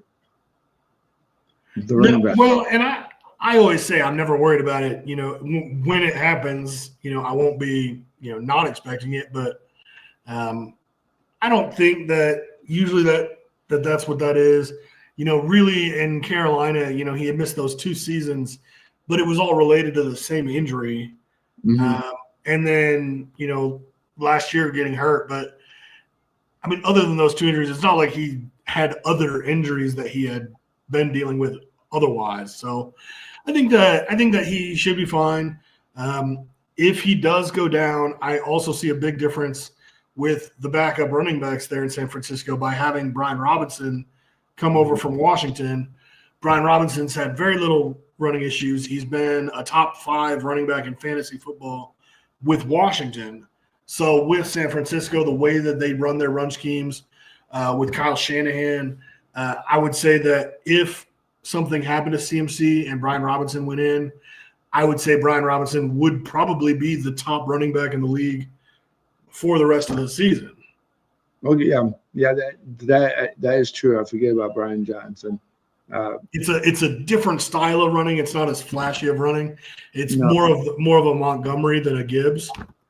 Yeah. Do you think that's going to hurt San Fran for not playing him? Because I mean, if you're just still going to stay with Mac, no, because CMC is. I mean, I really think CMC is the best. Yeah. But just because of the way that San Francisco has the ability to do the run schemes that they run, you know, Kyle Shanahan's as good as anyone in the league with setting that up. Same, his dad, Mike Shanahan, did that for years, right, with Terrell Davis and Olandis Gary and then Mike Anderson and Clinton Portis, and everyone else came in, and as a rookie, they all ran for 1,500 yards, and it's because of the run schemes they set up. Kyle Shanahan has done that since he's been an NFL head coach. So it's been, it's just been the way that it's been for Shanahan as a coach with the run game. So if Brian Robinson's the guy that goes in, I think he'll have immediate success. Yeah. As the second half has already started, Kansas City is just moving the ball downfield, incomplete pass, second down and 10. Kansas City has the ball on Detroit's 45-yard line, 43, no, about 40, about 44-yard line. Mahomes in shotgun mode, sitting down in pocket. My goodness, I don't know how Kelsey keeps getting open. That's the third catch that Kelsey on this drive has just gotten open. So it looks like he's that's not a catch. That's not going for a flag. No, he maintained control. It's a good catch. No, there's a flag now. There's a hold. Hold on the. It's going to be a hold on the offense. That looks like that's going to be a hold on the offense. That's got to be a hold on the offense. Yeah, that's got to be a hold. They threw that flag right away. I don't know if he called that. He didn't catch that. That ball was trapped. And they caught on Detroit. This is just bonkers. This is not the way that you want to start the second half for Detroit. This is not No way. Yeah, And we then were talking about endurance and turnovers, avoid turnovers, but yeah, penalties will kill you too. So yeah, this is you got not. to avoid those kind of mistakes. Yeah, a field goal, giving up a field goal looks real good for Detroit. Oh, that's a missed tackle. The first and goal on the 9-yard line for Kansas City. They're just, I mean, this is like this is like going into the fifth inning if you're watching baseball. It seems like the hitters are figuring out what the pitchers are doing after the second, third time around the plate at bat. And Kansas City just kind of figured out Detroit's weak spots and their vulnerability. But every team has a vulnerability against Kansas City, especially with Mahomes as a quarterback. Perfect play Yeah, for that goes Kansas City. Hollywood Brown in there. It's one of those plays like you were talking about earlier that, we need to get Jamison Williams more involved. Yeah. And it's, Worthy and Brown can run these short little plays, but then they run a 4-2-40. So they get these short little plays where they get the ball in their hands, but then they can make it happen on their own down the field. Mm-hmm. So Hollywood Brown's really been really, really great for Kansas City this year. It's a great addition for them last year, and this year he's really showing it. Yeah, I mean, actually, as Anzalone was the guy to be watching him, but there was no way for him even to get in the backfield to hold. I mean, to even get to him. A good lead block by the offensive line guy. Anzalone did pick up him, but he was just not able to get to him at all. So, I mean, that's something that there's just a waste of money. Going to that is something you do not want to do as an investor. If you put diamonds in your teeth, that is not an investment. That is just a liability. Just think, if you're going to have diamonds in your house, nobody's going to steal these ones from me. Yeah, they'll be in your mouth. How do you look? What's the dumbest thing that you ever bought? Was that just a mouthpiece, or is that actually his teeth? No, I know. Well, that wasn't a mouthpiece that he was showing us? I don't know if that's a mouthpiece. No, it can't be the mouthpiece. That's part of his teeth. I think it's his teeth. Yeah. Dude, that's his teeth. I feel like in football, especially where there's so much contact, you would rip apart the inside of your mouth so badly on those diamonds, right? Like that's So what are you going to do? Every time you have to get a drink of Gatorade or Powerade or whatever, you have to not get. I mean, how do you not get your teeth wet? You're basically. Well, that's incredible. I'm sorry for all the audiences out there that we have listened to this dental plan that we don't have in the NFL. I mean, I'm pretty sure his dentist telling him to take those out. But all right, Detroit's got to come back down the field, score. Is this a touchdown thing or is this a field goal? I feel like no matter where they're going to be on the field, they're going to go on fourth down. It could be 4th and 3, 4th and 5, 4th and 7. As long as it is not in our own 20-yard line, if it's near the mid 50, 40-yard line on each hemisphere on the Kansas City, Detroit side, Dan Campbell's going to go for it because he feels like he's on a desperate mode to keep up with Kansas City. Or just because he feels like he can go for it because he feels like he's going to get there. He's got a lot of confidence in his offense.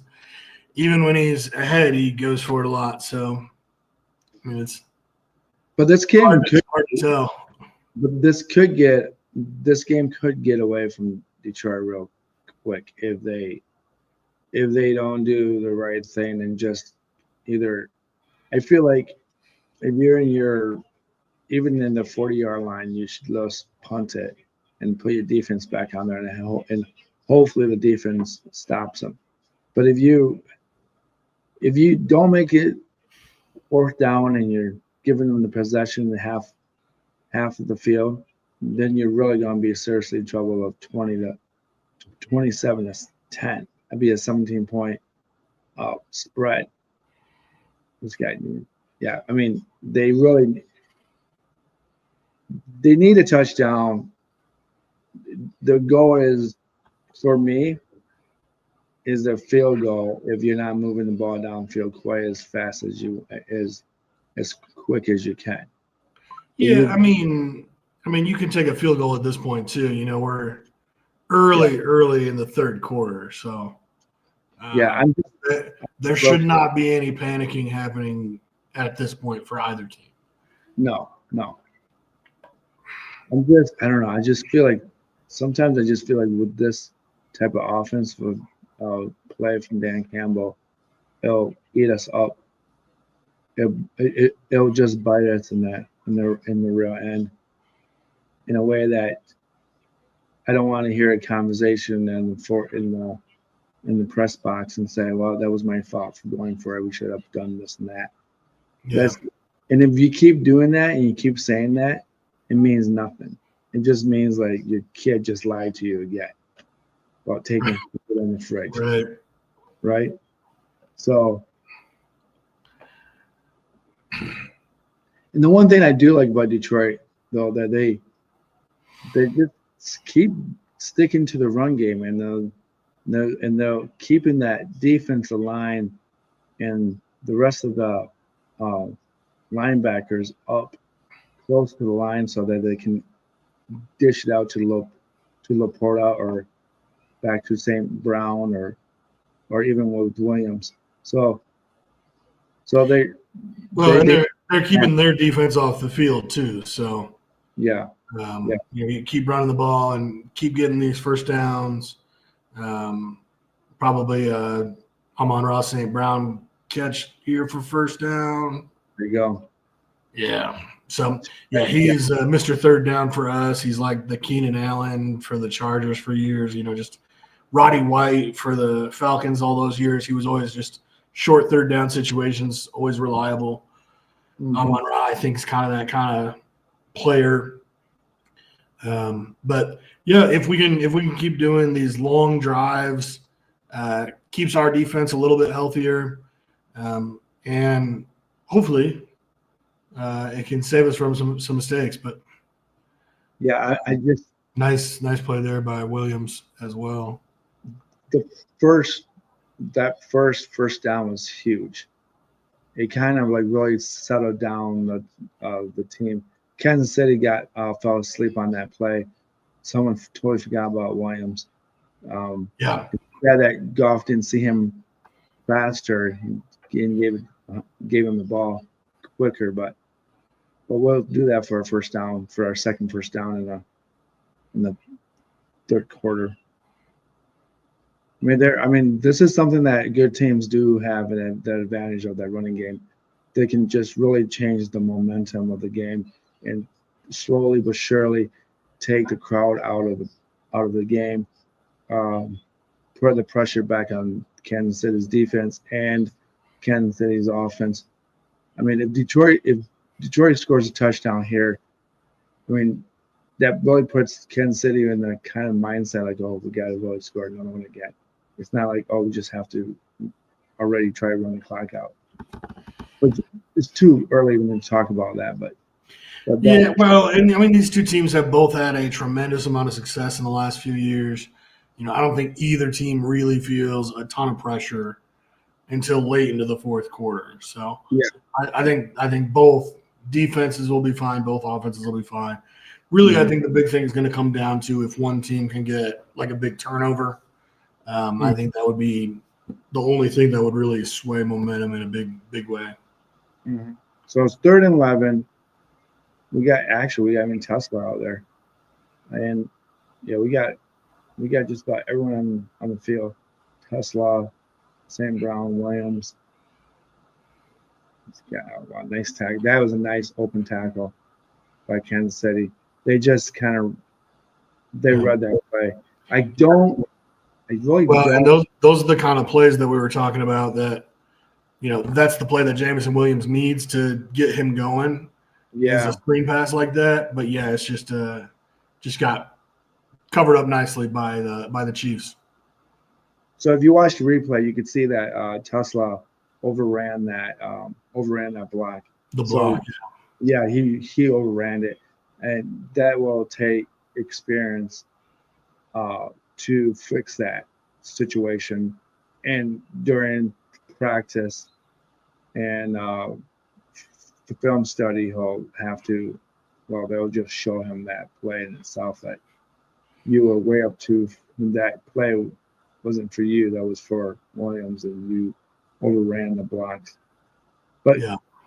going to, all right, so Kansas City, second possession, let's really hope that Detroit holds them. Detroit punts the ball. That's a, for Detroit Lion fans, that's huge for us because we didn't go on that thought of trained thought of like we can will it to do it. That's the thing that sometimes with Dan Campbell, he thinks because he can will it, that it'll just happen that we'll just get a first down. So that's probably, as dumb as that sounds, because we're old Detroit Lion fans, we know for punting and kicking field goals like it's a holiday season for us. But that is huge. I'm more impressed by that fact that we got the first two first downs. Tesla overran the block. Williams didn't do nothing. It was a good open field tackle. Punted the ball. Let's see if we can put Kansas City to turn over the ball, or at least give us the ball back without any points being spent out. Any takes? What are you going to do the second drive? You going to blitz Mahomes more? You going to play zone? You going? I wouldn't. You're more of a zone type of guy, right? You don't like playing man to man because you got the blockers back. No, I think that in this game, I think that the man coverage is more important, and that's the like the Xavier Worthy and Hollywood Brown. If you press those guys up front, they can't break away with their speed. Also, if you're pressing, you can get in a little bit easier for the those screen passes, like what we just saw the Chiefs break up.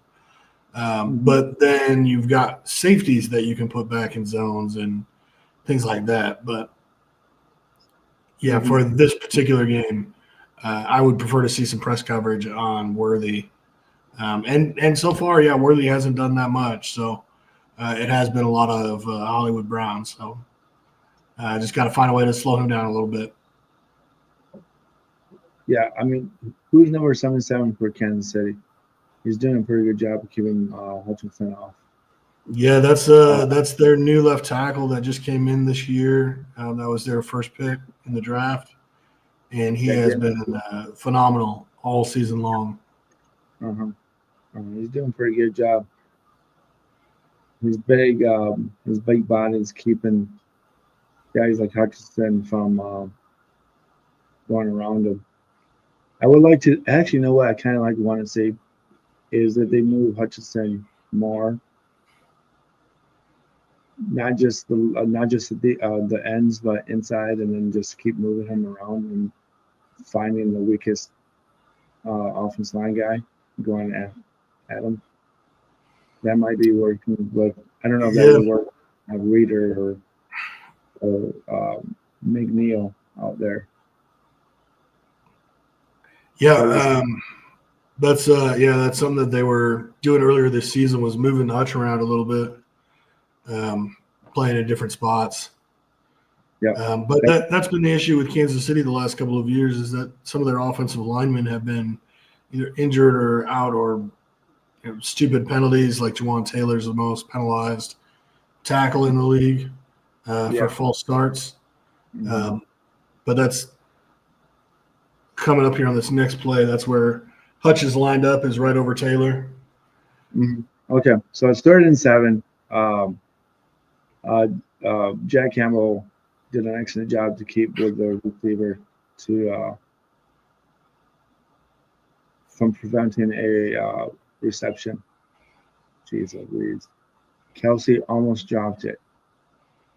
See, I know this is a huge problem for not just because it's Kansas City, but I see this a lot more and more on Detroit's issue about these tight ends. They just get open. Yeah. I mean, if they had a little bit tighter coverage right there, then obviously that bobble would have ended up being an incomplete pass. But But, Great catch by Kelsey. but to me, that's not the guy that you want on him.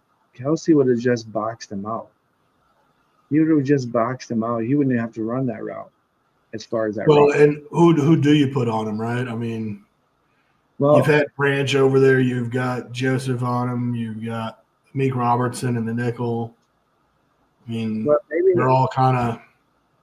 Well, maybe I would almost put. I know that Anzalone got kind of burned against Mark Andrews a couple weeks ago, but even Anzalone would even just putting a body on him the first 5 yards will slow his route down, or even Jack Campbell. And then you would have the safety on top of that, so that if he did catch it, and there'd be an incomplete pass by Mahomes, 3rd and 8, and that was actually Anzalone on the coverage, I think. It was, yeah. Yeah. But I thought we needed Anzalone to be on the quarterback, spying him to make sure that he wasn't running away. Yeah, that's true. Yeah. So you can send him one way, but yeah, that only kind of works.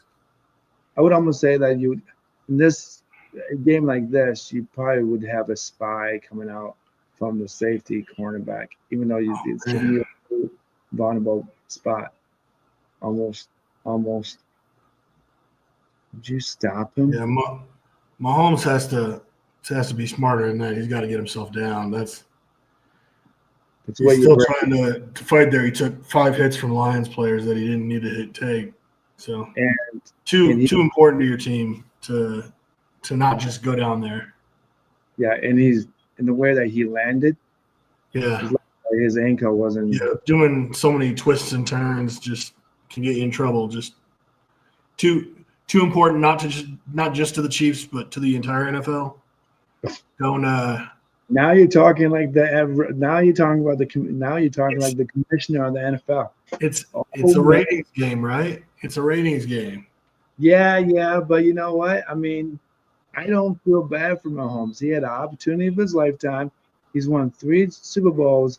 If he puts himself out there and he hurts himself, that's not the NFL's job to keep him around.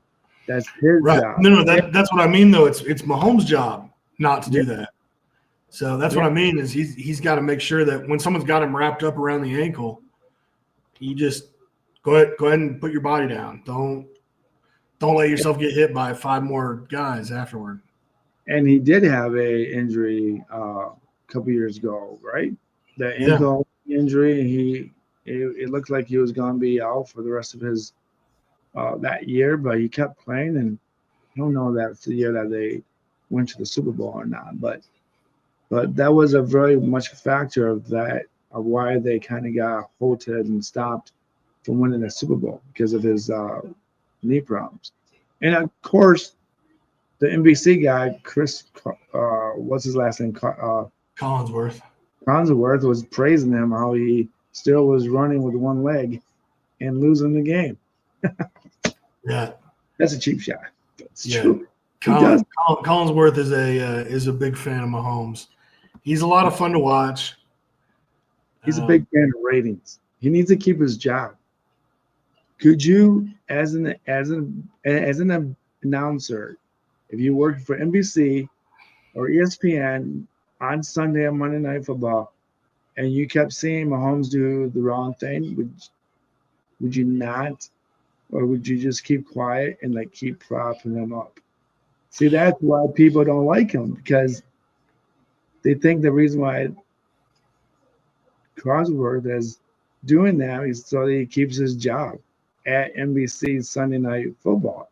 Because if that was I remember him being hard on Matthew Stafford when he was doing games when Detroit had Matthew Stafford. And Matthew Stafford would not go down and get hit hard and do all the things that Mahomes doing, but obviously Detroit is Detroit at that time.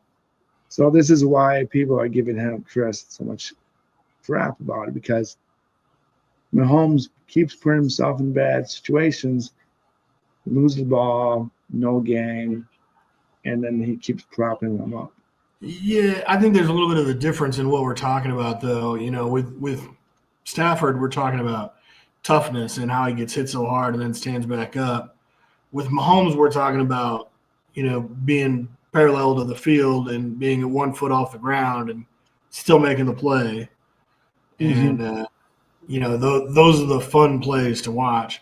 We're not talking Mm-hmm. about like on this last play where he just got hit by a bunch of guys and he was just kind of standing up. Just don't stand up. That's just a dangerous position for you to be in. So we just gained about 20 yards with Montgomery. Little pass to Montgomery from Goff, just over the head of the defensive end. Little touch. I mean, they do play better when Montgomery's on the field. I mean, they just do. I mean, you might be onto something about him. I mean, they just move the ball better. Yeah, it just happens. Yeah. There's not as many, breakaway touchdowns, right? Someone's going to catch up from behind him if he breaks free. But, he's better on first and second down.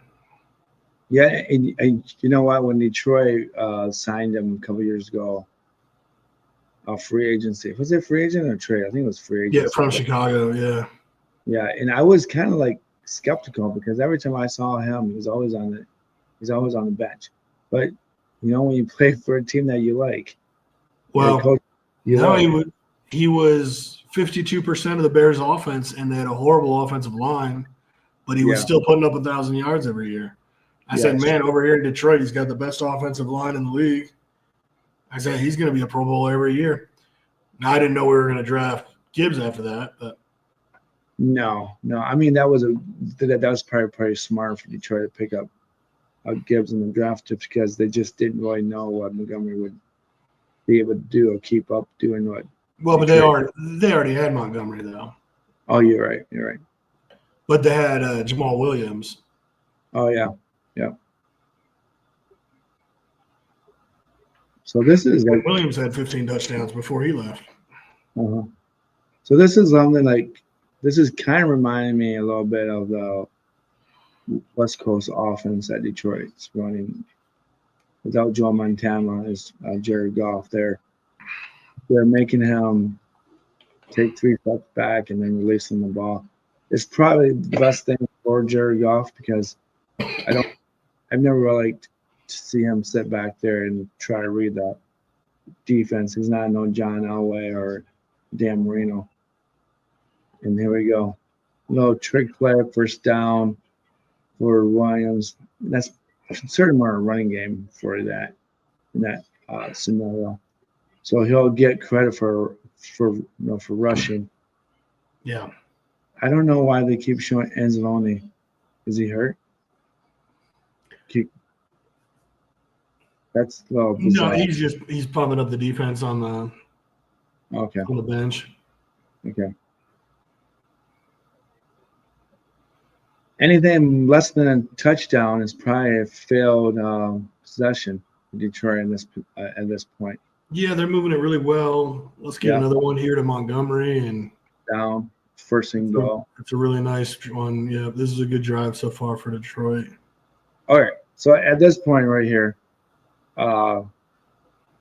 Detroit did get stopped when they were this close the first time, correct? On their first drive, right? Well, no, that was the trick play that they ran to Goff that you're right. Coming back and they ended up kicking a field goal. Oh yeah, you're right. So because of that flag, but I would consider that a stop for that they didn't get a touchdown out of that. But what play would you run for Detroit right now if you were the John Morton? I just keep feeding Montgomery at this point. That Montgomery looks great. Mm-hmm. And that's another thing. On that first drive, we had Gibbs out there. Mm-hmm. And if we didn't have Gibbs out there, we had Montgomery out there from the 1 yard line. Mm-hmm. I would have just ran Montgomery straight in. But having Gibbs out there, you got to run some kind of wild trick play for the athleticism. But would you want to go outside to Montgomery or just keep it north and south? No, if it's Montgomery, yeah. Well, you want to go a little closer to a tackle. You want to try and avoid Chris Jones. So you want to move Chris Jones a little to the left or to the right, and then have Montgomery go just a little bit to the whatever side you're going. But that's I agree. But when you're up close like that, but for that trick play that they ran for Goff to be in the end zone, you remember they did bring in Montgomery for that play, and Montgomery was the one who actually threw the ball. He's going to be our next quarterback. I mean, we don't even need the draft quarterback. We already got one. I mean, who else needs a quarterback? Do you want a quarterback? It was pretty special last week for him to throw one and to run one with his sister there and all that. You know, he's from the Cincinnati area, so that was a really special thing to see for him last week. So really happy for him. Yeah, that was pretty cool. That's something that you just don't get to do as a professional athlete. Just go back home. And then they showed his sister out in the crowd with his mom next to her, and they showed somebody in a Cincinnati Bengals jersey turn around and gave the knuckles to the sister and the mom, a little pound for each of them. So even, the Cincinnati Bengals fans showed a lot of love and respect there, which I thought was really cool too, because you don't get a lot from opposing team fans. Yeah, that's. I mean, come on, Detroit is that team that everyone kind of wants us to win.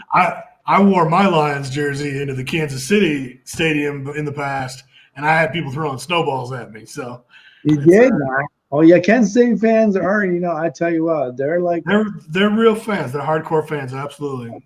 Yeah, they're like the old loyal Michigan fans. Die hard. Yeah, they don't care. Oh my goodness, that's Sam Brown. I knew it was going to Sam Brown. I mean, it didn't help that I had a big sign that said "Welcome to the Lions Den" and all that, but come on. So what you're telling me is that they were saying, "Please throw snowballs at me." It was more my fault than anyone else's, but exactly. You basically put a target on your. I wasn't mad at him. At least you weren't in Buffalo or the Jets, or the Eagles. They were really throwing something at you. Get it. What's happening? Did you catch that? Touchdown, Laporta. What? See, this is my man right there. My goodness, I've been saying this on this podcast that they need to go to Laporta more. I mean, come on, if 1, 2, look at that, man, he's like a ballerina, folks. Yeah, great catch. Look at that hands. Oh, look around the arm. Did you see around the arm? Yep. Cut around the arm, around the defender's arm. I don't know who the defender is, but that might be the second or third best play of the night. I mean, of the day for the NFL. That's something that you're not gonna see. There we go. It looks like Connor was out there on him, but wow. Great play. Back to a field goal game. So yeah, there you go. The defense was able to stop him last time. You just got to do another stop here.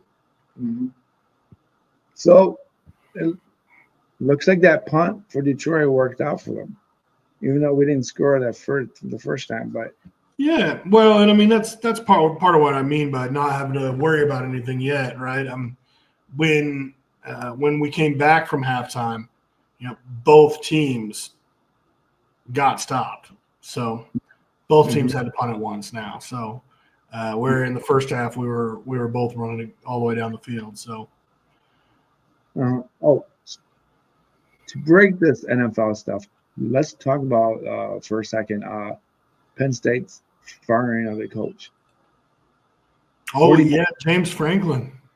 $49 million just to let him go walk away and sit on the beach for the rest of the season.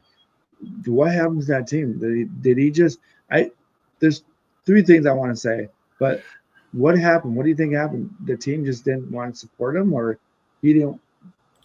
I mean, obviously they were ranked number 2, and they lost to last year to Oregon in the Big Ten championship. But did that team really just drop that fast? Was it just that team, or just him? Well, and like you would be familiar with the situation in Michigan with Jim Harbaugh, where he was winning every game, but then he lost to Ohio State every year.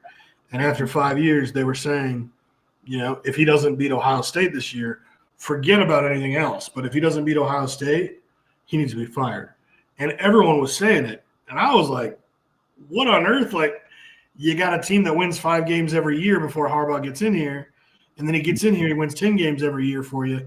How can you fire a guy like that? They said, well, the only thing that matters is beating Ohio State. Yeah. We could go 1-10 as long as we beat Ohio State. It's good. Well, with James Franklin, he's got the same situation here. And it's not just Ohio State, but it's Michigan. And he couldn't get over the hump with either one of them, right? So either or, one of the two of them was beating Penn State every year. And so it's kind of a hot seat where, they really need you to do that. He had one of the most difficult jobs in the world to try and bring that team to forget about the mess that Penn State had right before that with the football program. And I don't want to talk about too much of that because we want to move on from that. But James Franklin was put into a very, very bad situation, and he made it work and put out the products like Saquon Barkley and like Abdul Carter, the rookie that came out this year. So much talent has come from that team that he put together and helped coach.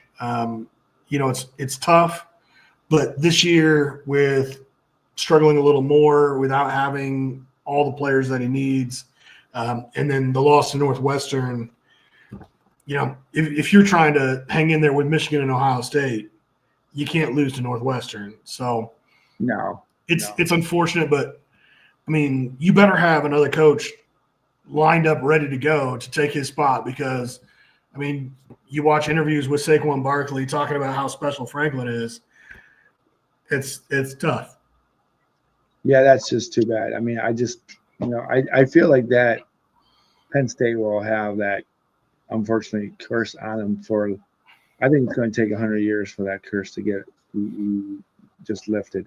But Franklin will go back to the NFL, right? He won't stay in that college field, right? I mean, he could go to other teams in the Big Ten.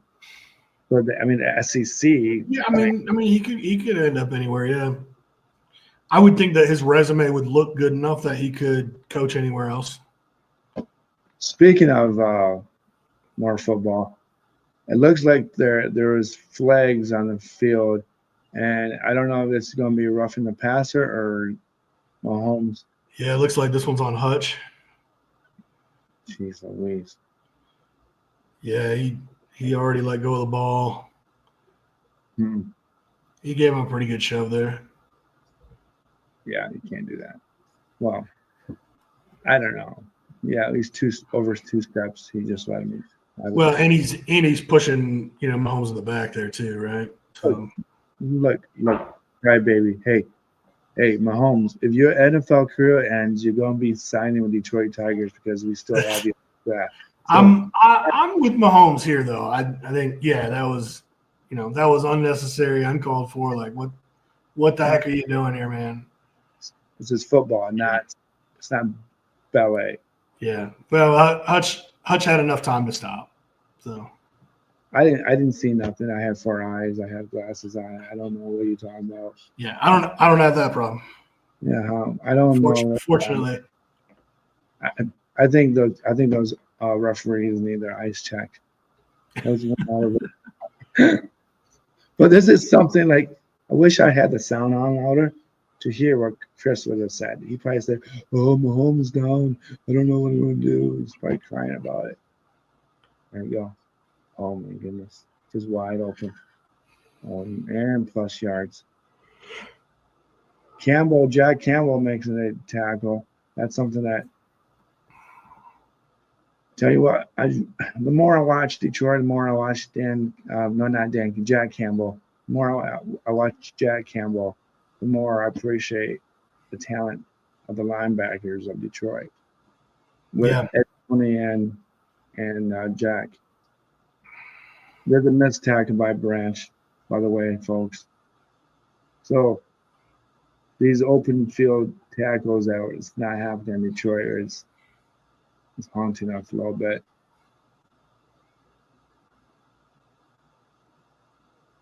Okay, everybody's getting all Yeah, just like we were saying for the Lions on the last drive. Yeah, the Chiefs are moving the ball right down the field. mhm. It's interesting after both teams just punted. It looks like both teams' offenses just put it right back together again. Yeah.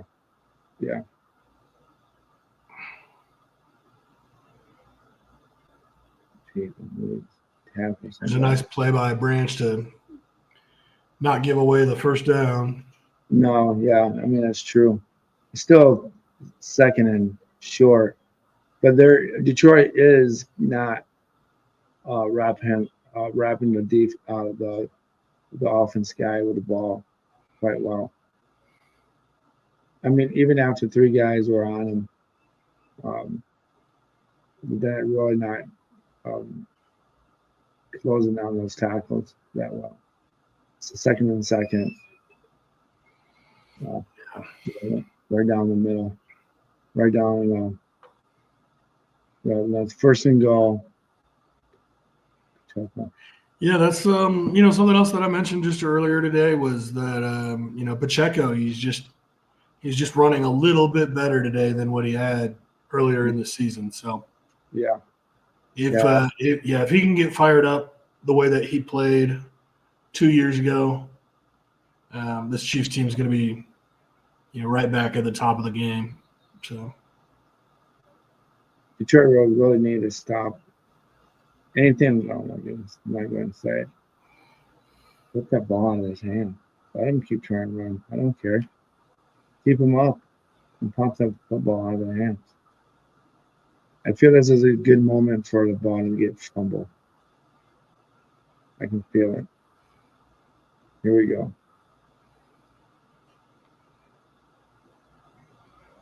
Speaking of fantasy football, how's your teams looking? Yeah, I've got a nice mix of both right now going. So I've got one team that's 0-5 that just can't seem to do anything at all. But I drafted wrong. I had Malik Neighbors, George Kittle, and Jaden Reed. And it was just like everyone just keeps going down on me. So one week after another, I've got another guy that goes out for 6 weeks or more. So we're trying to find a way to rebuild in that one. I think I started Mac Jones this week after he's played such a great football. And today he did very little. So he had nice yards, but didn't have anything really for touchdowns. So wow, they just let him open. There's Hollywood. Jeez, yeah, Hollywood looks great. They let him. There was no coverage. There was everyone missed their assignment in Detroit. I feel like that was a Kirby Joseph mistake. Oh, by the way, that was Kirby's guy. And Kirby's guy, and they just lost him. They just didn't know, and they just didn't stay with him. I don't know why Kirby was way back in the end zone. And they should have been more of bumping coverage. Jeez Louise. I don't, man. As much as I want to not say this, Kansas City needs this one more than the Lions do. And I think they kind of know it, and then they're throwing everything in the kitchen at us. Yeah. It feels Trey, like I'm looking over here at the comments on our live here. It looks like there's a fan out there who's asking some questions and making some comments as we were going along. Shout out to Mr. Caleb here Caleb, with a few good points. thank you for showing up, Mr. Sexton. Because I can't see because I have glasses on. I should have bifocals that can go back and forth. But I heard that they take forever to get used to. So as I read this, yeah, well, he makes one good point that the Kansas City is creating better lanes. So I mean,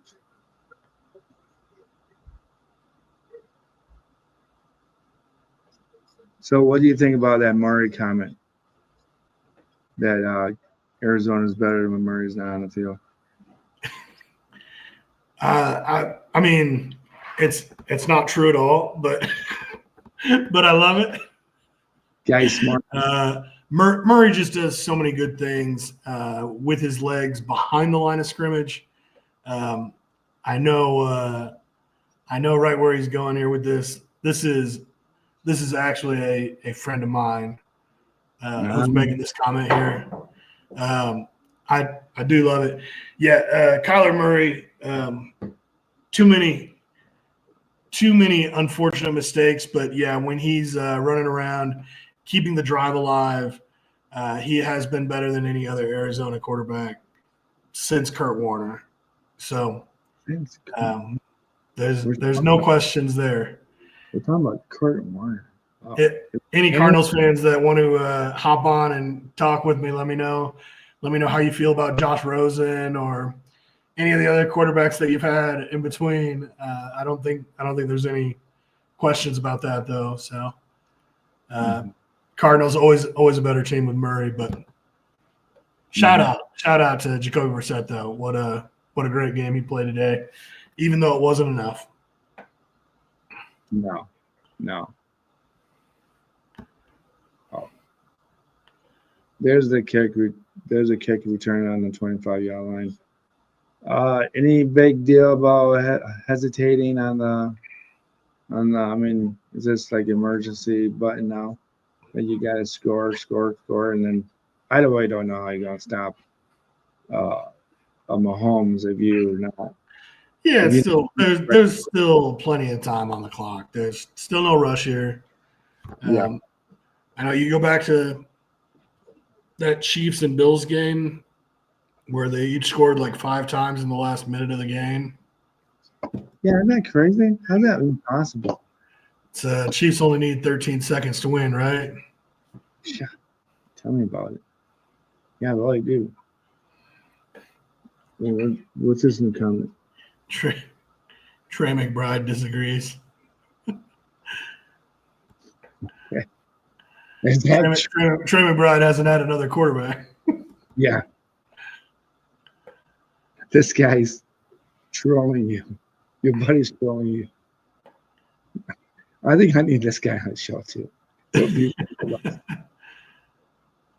Oh my Lord. In the backfield. Is that Gibbs? Man. Yeah, Nick Bolton has been a tackling machine for the Chiefs for the last several years now. He's a heck of a kid out of Missouri. Man. Plays some real good football. So yeah, they read that play pretty. Yeah, they just low spin move wasn't quite enough. Is Missouri Missouri's not an SEC team, right? They are SEC, yes. So that was historically they had been a Big 12 team, and then what was it, about 10 years ago they made the switch over to the SEC. Yeah. So then those two guys may have played against each other during college. This is actually they have to get a first down. I just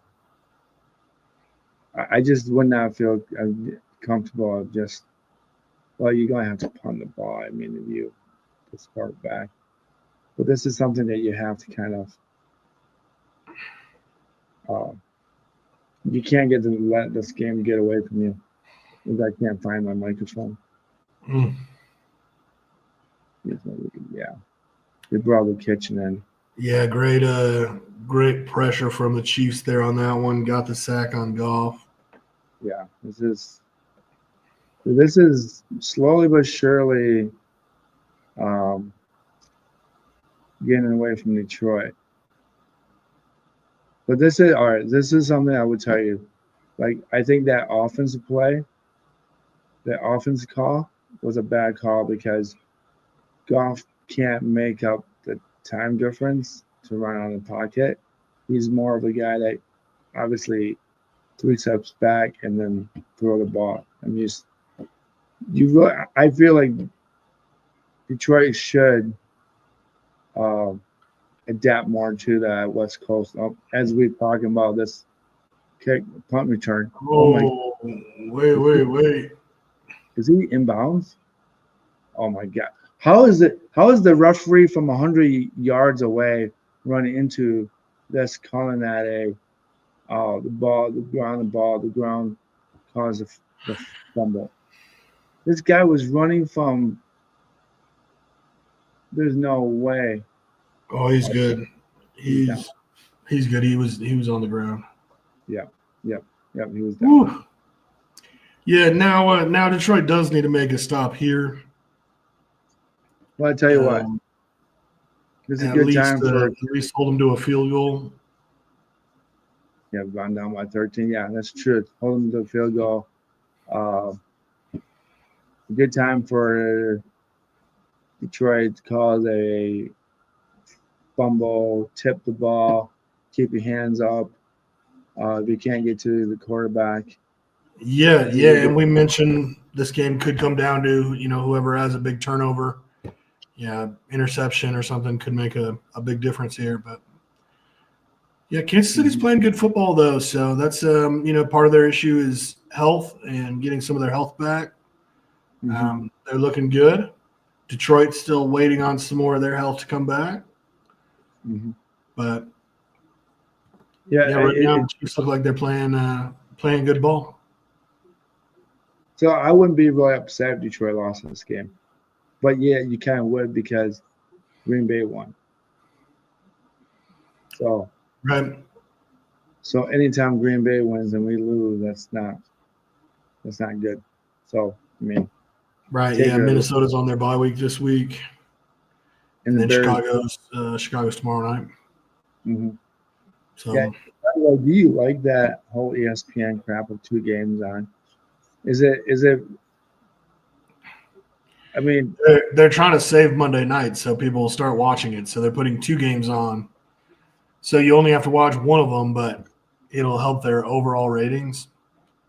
Oh, is that what they do? It's just it's awful. Yeah. Because you can't watch all the games when there's 9 games on, Sunday afternoon. So you've got, games in London that are being broadcasted earlier in the day. You've got Thursday night. You move 2 games on Monday night, so you can watch either one of those. So there's just more games that nationally you can watch now. But no, I don't care for it at all. I want to get rid of Thursday night football altogether. 1 game on Monday night is fine. But 1 game, and at least they can keep that Sunday night football, that 1 game Sunday night football. Yeah, I mean, do you think they someday will get rid of Thursday night football? Because they can't. I mean, you can't flex all the time on Thursdays games because the week is so short. Yeah, well, for several years they had just like the worst matchups possible. Last year on Amazon. And they did it. It seemed like for several years, but it seemed like they kind of fixed that where now there's some more of the quality games on Thursday nights. Well, yeah. But it's on Amazon Prime, and not everyone has Prime, so that's kind of a harder thing. And there's a third and we're watching. that's huge. Starting to just run the ball now. Yeah, So it's a little early for that kind of approach. Well, I think I think they were trying to get Detroit off guard to run the game, to run twice, and hoping to just get a first down, and then they would have gone back to uh, their just regular playbook. So I mean, it's 3rd and 3. The worst thing that could happen is Mahomes running out of the pocket and getting a first down for them in this casino. And they're spreading the offense with Pacheco in the back. So they distracted Detroit by having Pacheco run behind the scrimmage line, and then obviously when you got Kelsey, it's easy pickings. And you know what? I mean, Jack Campbell played it correctly, and so did the safety up there as well. So yeah, and Kelsey's had a really nice game today. 6 catches for 78 yards. Yeah, so I mean, there was not much that you can do. They put it up there now. Yeah. Yeah, and now they're just going to. Did they feel like they have to score a touchdown just to close the door on Detroit? Yeah.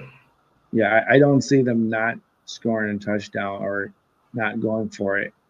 I mean, the worst thing that can happen to them is hitting a field goal or not going for the field goal and still be up by 10 with less than 3.5 minutes left if Detroit stops them in this on this drive. Right. So because Detroit will still be 2 possessions down. But I don't know how. I mean, to tell you the truth, I don't know if what I would do anything different in looking back on this game, because they didn't play this game badly.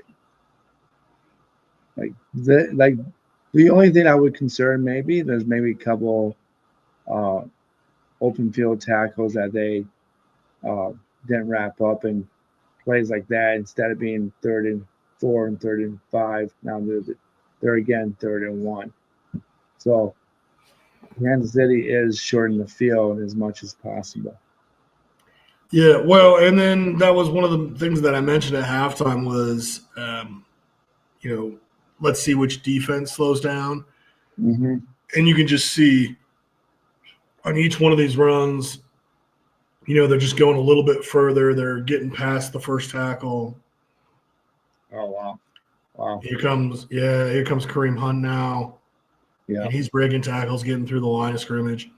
Yeah, it just looks like Detroit's starting to slow down out there. I see a question posed in the comments. Can Detroit be successful throwing the ball when they don't have time to run the ball? And that is not an issue either. Detroit's got a great passing attack. They don't have to run the ball, and that's one of the things that Jahmyr Gibbs is really good at as well as catching the ball. So I'm not worried about that as much to answer that question. But okay, yeah, I see that.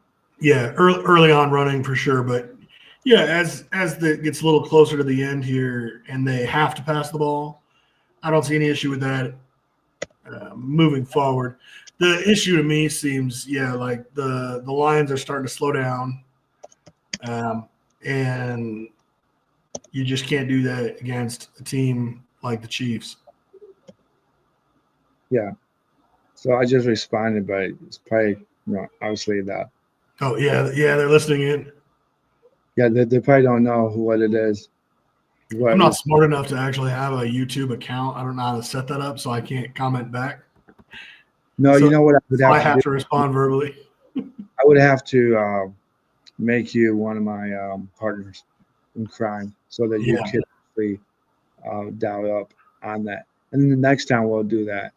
Well, I'll set it up where you can respond typing it through.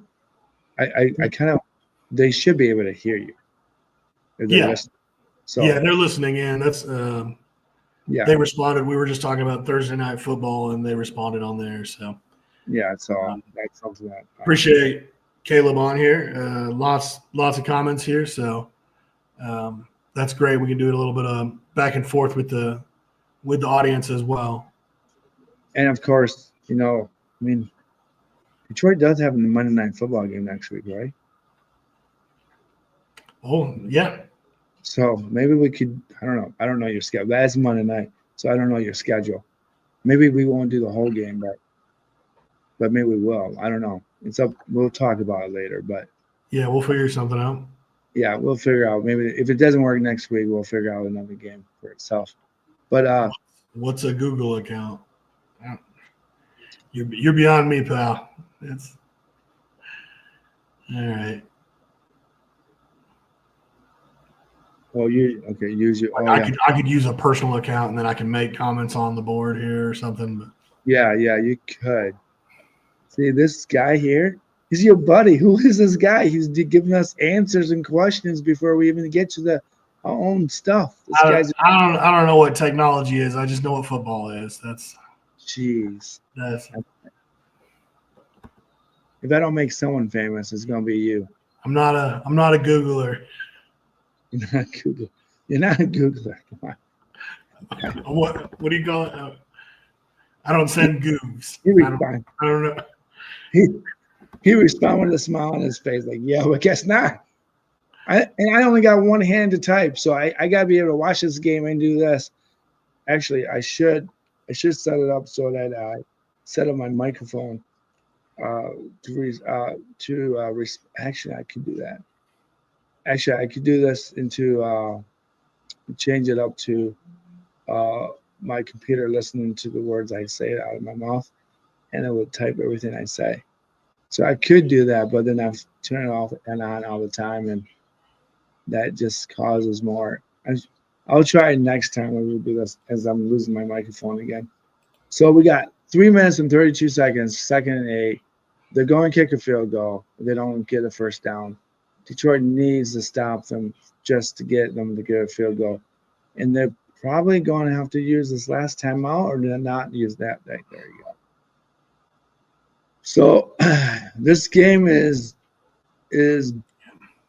Kansas City will take a hit if they find a way to lose this game. Let's put it this way. If they find a way to lose this game and Detroit wins this game, it's not because Detroit was a better team. It's because Kansas City lost it. I mean, yeah, and tell you the truth, I just don't know. If I was a coaching staff, I wouldn't know. I just wouldn't give them a bad. I wouldn't give my players a bad grade on their performance. They did everything that we asked them to do. They may or not missed a couple of open field tackles, but it wasn't like we didn't give up big plays. We did give up a couple of plays where it was 3rd and 18. It's 2nd down and 18, and then we was 3rd down and 1. And those type of plays, they'll probably have to do a little review in the film room. Like, this is what Holmes and quarterbacks like this give Detroit the biggest problems. So this is another warm up for Jordan Love when they play them again. So because you just can't allow mobile quarterbacks to beat you up.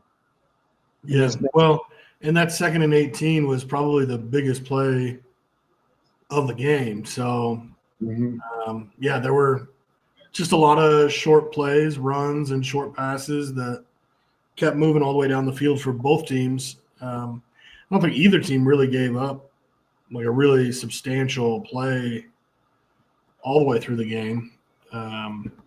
Obviously it's substantial when it's a touchdown for either team, but it was all just short plays, moving the ball, keeping things going. But pretty good game for both teams. But yeah, it's Detroit just seemed like they loosened up a little bit in the second half, and Kansas City really started to take over with the run game. And we're seeing that here late. So, well, this is a good time for a turnover for Kansas City. Trent said that out loud. This would be the moment if Detroit could get one. This would be the time. Yeah, this is the play right here. Oh well, and maybe next best thing. There you go. Like, we finally sacked him, and Mahomes went down without trying to break his leg. Just go down. Just go down. I mean, that's probably the best play Mahomes did in that possession, not getting his ankle spun. Yeah, definitely a big shout out to the Kansas City Chiefs offensive line in this game. They really have done a nice job stopping everyone from pressuring Mahomes in this one. Yeah.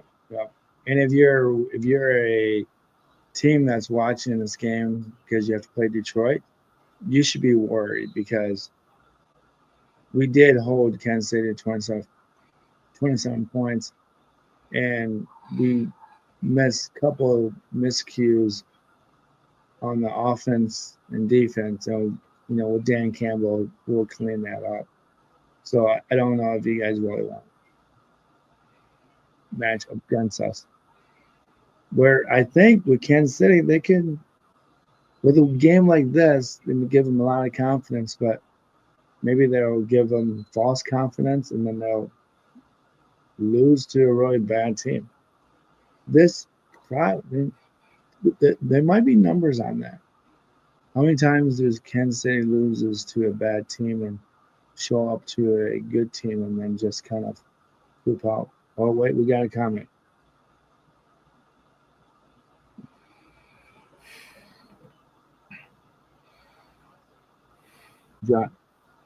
Josh Simmons is out. Yeah. Moore did a really great job playing in place of Simmons tonight. Yeah, absolutely. Yeah, Simmons is the guy that was the first round pick this year. But yeah, Moore has done a really great job. I think I responded. Unfortunately, I'm typing away. Yeah. I'm a real live YouTuber. I would shout out to my friend, Ken Jones. He's got his own horror movie platform. And he told me I should do a YouTube on this stuff. But I'm like crazy about it. Like why? I don't think people would listen to my gibberish, but I guess they do. My two viewerships. I'm going around the world and nowhere. I'm like in the Ozzy Osbourne song, Road to Nowhere, watching my Detroit Lions lose. But you know what? That Green Bay Packer game here, they're 3-1-1. So I don't know how they even can. Are they going to be able to beat us in our division if they? Yeah, so we'll be 4-2 if we don't come back here. So Green Bay would move into first. But they have a tie. That tie still counts as a half loss, doesn't it? Yeah, it's like a half a point off one way or the other. But 3-1-1 is a better record than 4-2. Yeah. Oh, that was an offside. Free play. We got another 6 yards, 10 yards right there. There's going to be a flag, so the flag will. Yeah, Laporta got there. Yeah. But there's a defense.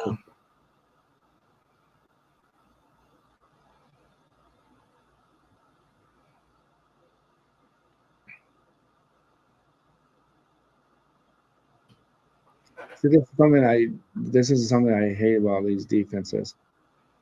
Like you're ahead, and then you do some bonehead decision like that.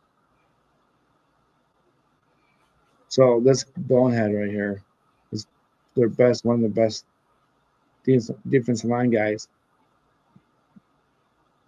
You got to get rid of that ball. Oh my Lord, where's that ball going? Looked like St. Brown was right there by it. Yeah, well, thank God that St. Brown came back for it. Because if he didn't come back for it, that would have been was he outside the pocket? The invisible pocket? Yeah, he got outside. But the ball still has to reach the scrimmage line. Not if there's a receiver right next to it. Mm-mm. Mm-hmm. That's if you're throwing it out of bounds. It has to go past the line of scrimmage. And tell you the truth, the best thing that did happen is that the time stop. The clock stop. Right. Well, that was the thing he knew he needed to do. Yeah. This is why you want to go to the West Coast offense. 3 steps out. Good job throwing it into the ground there. Yeah. It's Laporta was double covered. There was a guy in front of him and behind him. So, and we did talk about this earlier, but Rashee Rice mentioned in the comments here. That's only going to strengthen Kansas City more.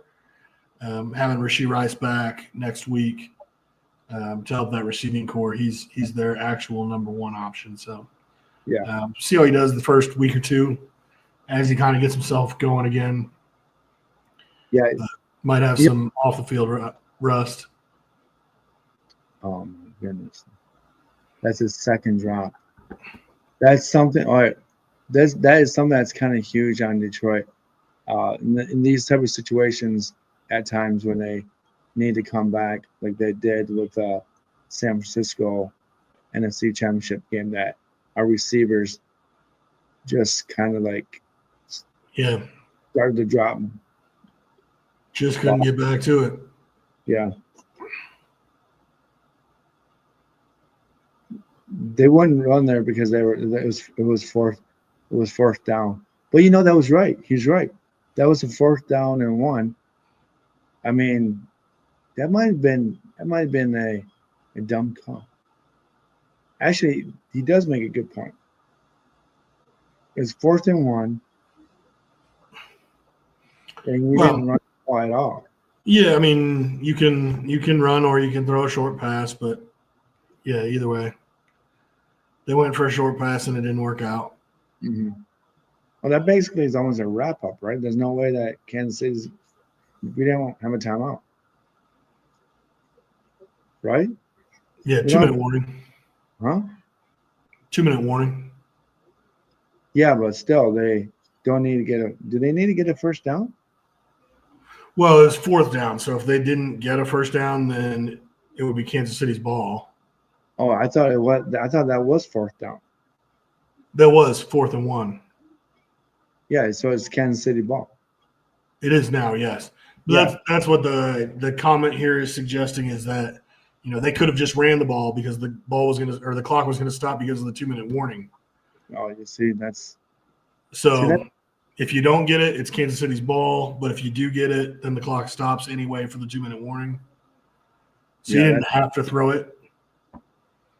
Yeah, I mean, it also wasn't an uncatchable ball. So no, that's the receivers got to catch the ball. The quarterback's got to put it on the right spot. But that's as right spot as you can get it to. I mean, you got to catch that ball.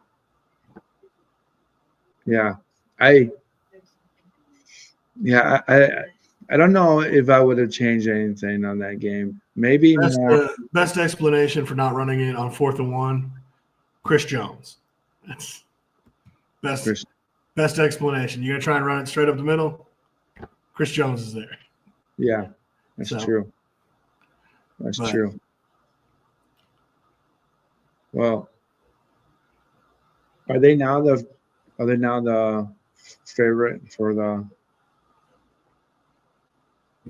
Oh, the Chiefs? Yeah. No, I mean they're only 3-3 here. 4th and 1, 203.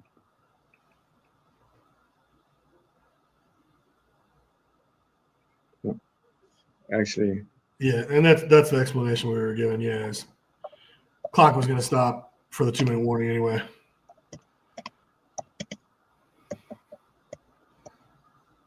Yeah. Griff made that point. Yeah, look, that's the second loss of the year. I mean, you're gonna lose games like this, anyways. I mean, it wasn't like Kansas City is a fluke team, anyways. But we've not had a good record against Kansas City in the last 3 or 4 years that we played them, right? No, we beat them every time in the last 3 or 4 years. We have? Yeah, we've won the last 3 times that we've played them, including a preseason game. But okay, if you think back, a couple of years ago, we played them week 1, and Chris Jones was holding out on his contract. Travis Kelce was injured, but we won that game as well. Mm-hmm. But yeah, the last 3 times that the 2 teams have met, Detroit has one. So it's about time Kansas City finally did their part. Yeah. for the commenters out there. Mm-hmm. Yeah. Chiefs fan. No, this was a great game for Kansas City. Great win for Kansas City. A high level win that they need to get. We have a rumble. A team like this. Why do we have a rumble? Why do we have a rumble? The game's over. There's still time on the clock, so flags could be thrown. Is Kels? Who's that guy that looks like he's stomping on somebody? Number 56. That's George Karlaftis. All right, who's the guy with no jersey? Okay, if that was Detroit guy or Kansas City. The guys without jerseys are coaches out there. Yeah, but that Kansas City guy without the jersey by the hoodie, he looked like he was the one that was causing things because players were around him. Someone's gonna get fined. That's not the right time to do a your mama joke. Just the games are over. The game's lost. I mean, they're getting ready to show a replay.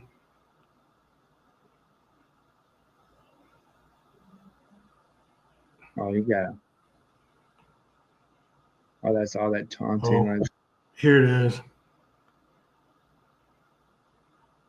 Oh my God. Yeah, and Brian Branch threw Juju Smith-Schuster down to the ground. Well, Joshua was taunting, and he's done that in the past with Pittsburgh. He does that crap. Look, you should have got the. You should have got for not shaking his hand for Mahomes for not shaking Mahomes' hand. You should have got the memo that Branch wasn't happy, and you should have just let it go. But instead, Joshua decided antagonize them. Yeah, I don't know what Juju might have said there. Look, Juju is kind of known as like one of the nicest guys in football, so I'm really surprised he would say something. Brian Branch is kind of known as one of the meaner guys in football, so I'm not sure what happened there, but I would imagine that Branch was upset about something more than just the loss in the game. I'm not sure. We'll hear more about that later, I'm sure. But didn't Jinchushu, didn't he have issues in Pittsburgh about his attitude a little bit? It was kind of like, and I mean that's how Pittsburgh gets rid of all their and all those guys like Antonio Brown and well, he came out and he was so strong in his first 2 years, and then it just seemed like his production slowed down. Yeah. And he was upset and he wanted the ball more. Yeah. Same thing with Brown, but it's crazy. But no, yeah, he wasn't an Antonio Brown type at all. All right. I sometimes wonder if that's could be something to I don't know if that's a good thing or a bad thing for Detroit. That's in my eyes that could go south in the locker room. You don't need two different locker rooms with some guy acting up and the rest of the team kind of has to be backing you up or they feel like they don't want to. I mean, yeah, I get it. You're a tough, gritty team, but the game's over. They tell you to spit it out and chew it out and just deal with it. And I don't think anyone's going to come down on Branch for this one. I mean, the NFL might throw a fine in here. I don't think that anyone in the locker room is going to be too upset with him. I don't know exactly what happened, but I would say probably his fault more than anyone else's. But certainly there's no room for throwing punches. But unnecessary at the end of the game. It's unfortunate when you see those, but congratulations to the Kansas City Chiefs in the Chiefs Kingdom. Good game. We'll be seeing you in the Super Bowl with a different result. Let's go, folks.